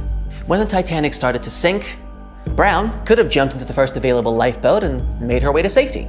But she did not. Instead, she joined the relief efforts and helped others get out, putting her own life at risk. In fact, by some accounts, a crew member had to physically pick her up and drop her into a lifeboat, number 6, in order to get her off the ship. With all the confusion and fear around, Brown went on to take control of the lifeboat. She even got the women on board to help paddle, knowing that it would help them keep warm in the cold night's air. There were also reports that she had an argument with the crewman who was in charge of that particular boat. When she suggested that they paddle toward the ship to help save others, Quartermaster Robert Hitchens refused, claiming that when the massive Titanic would finally go under, their tiny lifeboat would be pulled down with it if they were too close. An hour and 20 minutes after the Titanic sank, the survivors were finally rescued by the RMS Carpathia. Even then, Brown was still hard at work, now ensuring that passengers from the second and third classes were provided with basic necessities such as food and blankets. Initially dubbed the heroine of the Titanic, she would later be nicknamed the unsinkable Molly Brown. A bit of an odd nickname, considering that she was never called Molly in her normal life. However, her story was so compelling that it was eventually turned into a musical in 1960 and into a movie in 1964. And her character would continue to pop up in several other films about the tragedy. There was also another person on board who was also later declared unsinkable, though his series of events that led to him earning this title are far more tragic. His real name was Arthur John Priest. He worked as a stoker and fireman. This meant that he spent most of his time below deck, helping shovel coal into the furnaces that created the steam needed to keep the ship moving. It was a dirty, sweaty job, but it was also a big responsibility, as stokers had to ensure the furnaces did not overheat or set fire to the whole ship. Priest was one of the 163 stokers hired to work on the Titanic for its first big trip. He helped shovel the 600 tons of coal the engines needed each day. When the ship hit the iceberg, Priest was relaxing in the bunker he shared with his co-workers, not far from his workstation. Escape was difficult, and his chances of survival were low. He had to move fast, running through corridors and along gangplanks, as he made a desperate dash onto the deck. And once there, he had only one option left: to jump into the frigid Atlantic Ocean. Imagine the shock of being enveloped by 27-degree water, surrounded by panicked screams in the darkness of the night. Despite all this, Priest swam, and remarkably, with frostbite setting in, he found safety on a lifeboat. He was one of only 44 stokers to survive. As if that wasn't enough, Priest would go on to survive 3 other sinking ship disasters, including the HMS Alcantara in 1916, the Titanic's sister ship the Britannic, also in 1916, and then the Donegal in 1917.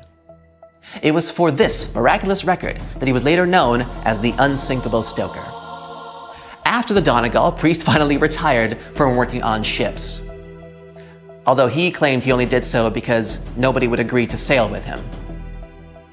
Now, people who had been in a shipwreck often remain afraid of water for the rest of their lives.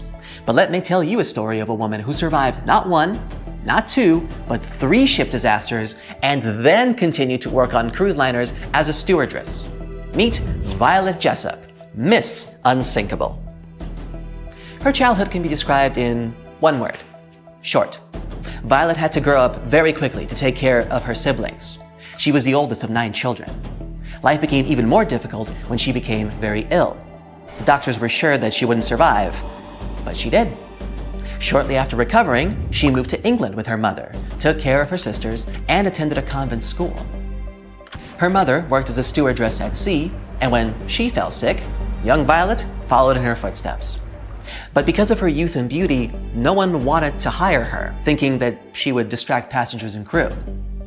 But Violet didn't give up, and instead came to one of the interviews in her worst clothes and with unkempt hair. She wanted to show that she was ready for hard work on the ship. She was hired on the spot. The first 2 years passed uneventfully, but then a series of incredible fortunes began, or misfortunes depending on how you look at it. In 1910, Miss Jessup got a job on the most luxurious liner of its time, the Royal Mail ship Olympic. This ship sailed across the Atlantic from England to America. The engineers didn't focus on the speed of this vessel, but on its comfort. While working on that ship, Jessup was paid just £2 a month, the same as £200 today. Hard work on the ship's deck from morning to night didn't frighten Jessup. She loved the job. She liked to talk to the people and enjoyed the beautiful views of the Atlantic. So, on September 20th, 1911, Jessup was working on the deck as usual. The sea was calm and the weather was excellent. The ship was sailing through the Solent Strait, which separates the Isle of Wight from the British mainland. At this moment, the British military cruiser Hawke appeared ahead. It should have simply passed by the Olympic, but something went wrong. For whatever reason, the ships started going straight at each other. The Olympic's captain tried to maneuver to avoid a collision, but failed. The Hawk's bow was designed specifically to ram other ships, so when it rammed the Olympic, it made an impact. The liner shuddered, and the people screamed in fear and panic. The ship had a huge hole in the starboard. Jessup fell from the force of the blow. It seemed that one of the biggest liners of its time was going to sink. But luckily, both ships stayed afloat, and nobody got hurt. You would think that an accident like this would frighten Jessup, but nope. She didn't give it a second thought, and it continued to work as a stewardess. In April of 1912, she decided to take a job on the best, most unsinkable ship of the time, where she was supposed to serve VIPs. Initially, she didn't want to work on this ship, only agreeing to it after much persuasion from her friends. And that's how Violet Jessup boarded the Titanic on April 10, 1912. 4 days later, when the infamous iceberg collided with the ship, Jessup was resting in her cabin. She was almost asleep when she felt the jolt. Everyone knows the story of the Titanic, but not many people know that Titanic had two sister ships, and that on the night of its sinking, one of them was rushing to help but didn't make it in time. Bad luck seemed to follow the trio of ships, but each one of them had glorious moments that live in the minds of those who sailed in them.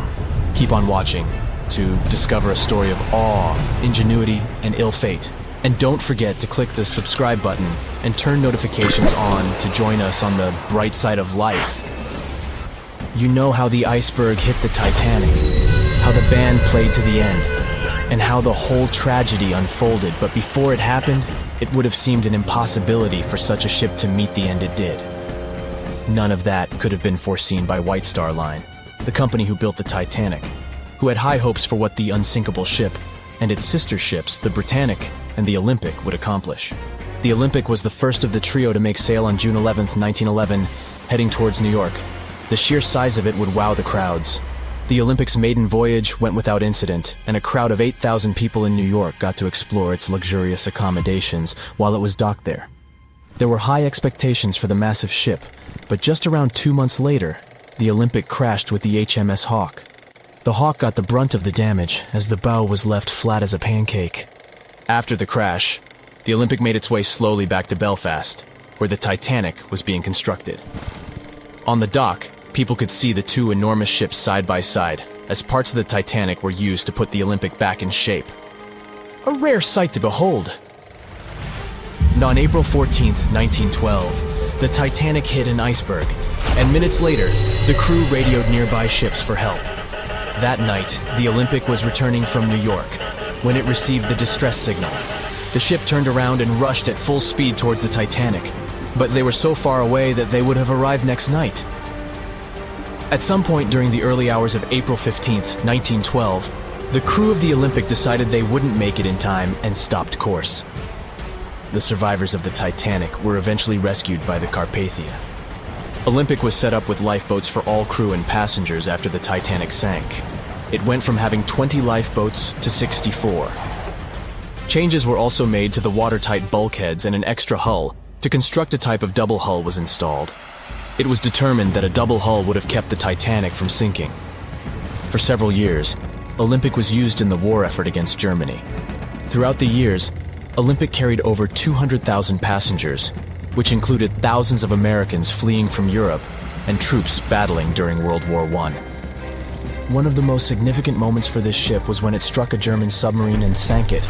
It was discovered that the submarine was preparing to fire a torpedo on the Olympic before Olympic rammed it. The Olympic ended up sailing the seas for 3 decades, which earned her the nickname of the Old Reliable, despite some previous accidents. It went on to help the survivors on the HMS Audacious when it was sinking, and do what it couldn't for its sister, Titanic. Eventually, bad luck caught up with the Olympic. The ship crashed with the Nantucket Lightship, and the crash signaled the beginning of the end. Beaten up, and after years of service, the Olympic was demolished and scrapped for parts. The Old Reliable saw many years of service and thousands of passengers, but the Britannic's journey was shorter-lived. When the Titanic sank, White Star Line was faced with a problem since they already had another enormous ship in the works. White Star Line began construction on the HMHS Britannic on November 30, 1911, around 4 months before the Titanic sank. Although the Britannic was the youngest of the trio of ships, having been constructed last, it was also the biggest. They intended to name it Gigantic, but after the Titanic's disaster, they changed the name to Britannic, since they considered it to be a lucky name. With the Titanic sinking, the White Star Line underwent rigorous investigation, and many changes were made to the Britannic's design. The Britannic looked very similar to the Titanic, and it had what was at the time the largest marine turbine in the world, able to reach faster speeds than the Olympic. With Titanic's fate fresh in their minds, everything possible was done to ensure the safety of this newer ship. The Britannic was eventually launched on February 26, 1914, almost 2 years after Titanic met its end. After the Titanic's disaster, the White Star Line wanted the Britannic to redeem their name. The Britannic was on its way to becoming a successful ship. It transported passengers for over a year and a half when the British government requisitioned it and turned it into a hospital ship during the beginning of World War I. The ship became an even more impressive sight to look at. It was painted all white, with enormous red crosses on its side to indicate it was a hospital ship. One of the ship's surgeons, Dr. J.T.H. Beaumont, thought of it as the most wonderful hospital ship that ever sailed the seas. It could treat as many as 3,309 patients at once. This is how the Britannic became His Majesty's hospital ship, or HMHS Britannic. Though the sight of this magnificent ship must have put a smile on a wounded soldier's face or two, the Britannic didn't operate for long. Just a year after it was turned into a hospital ship, the Britannic was making its way through the Aegean Sea to pick up wounded soldiers, when it was struck by a loud explosion. The passengers didn't know what had happened, but headed to the deck to disembark. It is unclear what hit the Britannic, but the general consensus is that it was struck by a mine left by a German U-boat, though some still believe a torpedo hit it. The captain tried to move the ship to a beach close by, but the ship was sinking fast. In the desperation, against the captain's orders, several crew members launched lifeboats and disembarked. But since the ship was moving and the propellers working, the lifeboats were sucked and destroyed by the propellers. Though so much effort had gone in to ensure the Britannic was safer than the Titanic, whatever explosion occurred left the Britannic in the same dire condition as the Titanic in just 10 minutes. In a cruel twist of fate, it also sank in the ocean. Unlike Titanic's enormous death toll, only 30 people perished in the sinking of the Britannic, and over 1,000 survived. So many people survived because the accident happened in the morning, when the temperature of the water was warmer and the Greek island Kea was close by to offer help. In the end, the Britannic only sailed the seas for over 2.5 years. The bad luck that followed the Titanic and the Britannic and the accidents and demise of the Olympic was remarkable. But what was most impressive is that there was a woman who sailed on all 3 ships and survived. Violet Jessup was a crew member and nurse aboard the ships. She was there when the Olympic collided with the HMS Hawk in 1911 and disembarked safely. 2 years later, she escaped the sinking of the Titanic in lifeboat number 16, and she showed some women it was safe to board the lifeboats. You'd imagine that would be enough to keep her from ever getting on a boat again, but not for her. A few years later, she served as a nurse in the Britannic while it was used as a hospital ship. When the explosion occurred, Violet jumped overboard, was pulled under by the water, and hit her head on the keel but survived. Can you imagine her experience? She must have had nerves of steel. All in all, the trio of ships saw journeys of triumph and tragedy.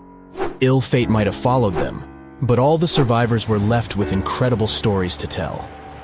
So tell us, Brightsiders, would you have liked to have seen any of these ships in real life? Let us know in the comments section. Don't forget to give this video a like, share it with your friends, and click subscribe to stay on the bright side. "I'll never let go, Jack. I'll never let go," said Rose. Then she did let go, and the whole movie theater burst into tears. It happened when Titanic came out in 1997. Alright, who am I kidding? It's really hard not to cry when you watch this scene for the 10th, 20th, and 50th time almost 30 years later. But did this great love story happen in real life? Or did James Cameron just invent it for some good drama? As much as I don't want to disappoint you, Jack and Rose never fell in love on board the real Titanic. There was a real Jay Dawson on the luxurious ocean liner, but he was a crew member, and his full name was Joseph. The real-life inspiration for Rose was the American artist Beatrice Wood. James Cameron came across her biography while he was working on the first draft of the script and decided to bring her love for art and family background into the story. It doesn't mean that the movie is completely off when it comes to historical accuracy, though. The unsinkable ship that sank departed from Southampton, England to New York, and was 400 miles south of Newfoundland on April 14th when crew members noticed the iceberg. The contact with it lasted 37 seconds, precisely as long as the corresponding scene in the movie. Remember this guy, Thomas Andrews, who was wandering around with a small notebook and pencil? He was the real ship designer. Andrews was quite talented at what he did, and had worked on many successful projects before the Titanic. He would normally travel on the ships he designed during the maiden voyage to make sure everything was going smoothly. He boarded the Titanic as one of the first-class passengers and was taking notes all the time. After the unfortunate rendezvous with an iceberg, Andrews was seen inspecting the flooded parts of the ship with Captain Smith. According to his sad forecast, the Titanic would have gone down in about 2 hours. One of the stewards claimed that he had seen Thomas Andrews moments before the sinking. He chose not to leave the Titanic and didn't put on his life belt. No one had seen him ever since. Another memorable moment from the movie is a boy playing on one of the decks with his spinning top. This was an accurate recreation of a real photo that was taken on board the Titanic on April 11, 1912. The passengers in the photo are first-class passengers Frederick Spedden and his 6-year-old son Douglas. The family was going back home to America after traveling around Algeria. When the evacuation of passengers began, Spedden's nurse told him they were going to see the stars. They say he had successfully slept through the entire drama and woke up safe and sound in a lifeboat the following morning. His father had also survived the sinking. Sadly, an automobile accident took the life of Douglas just 3 years later. One of Titanic's most charismatic ladies, both on the screen and in real life, got her nickname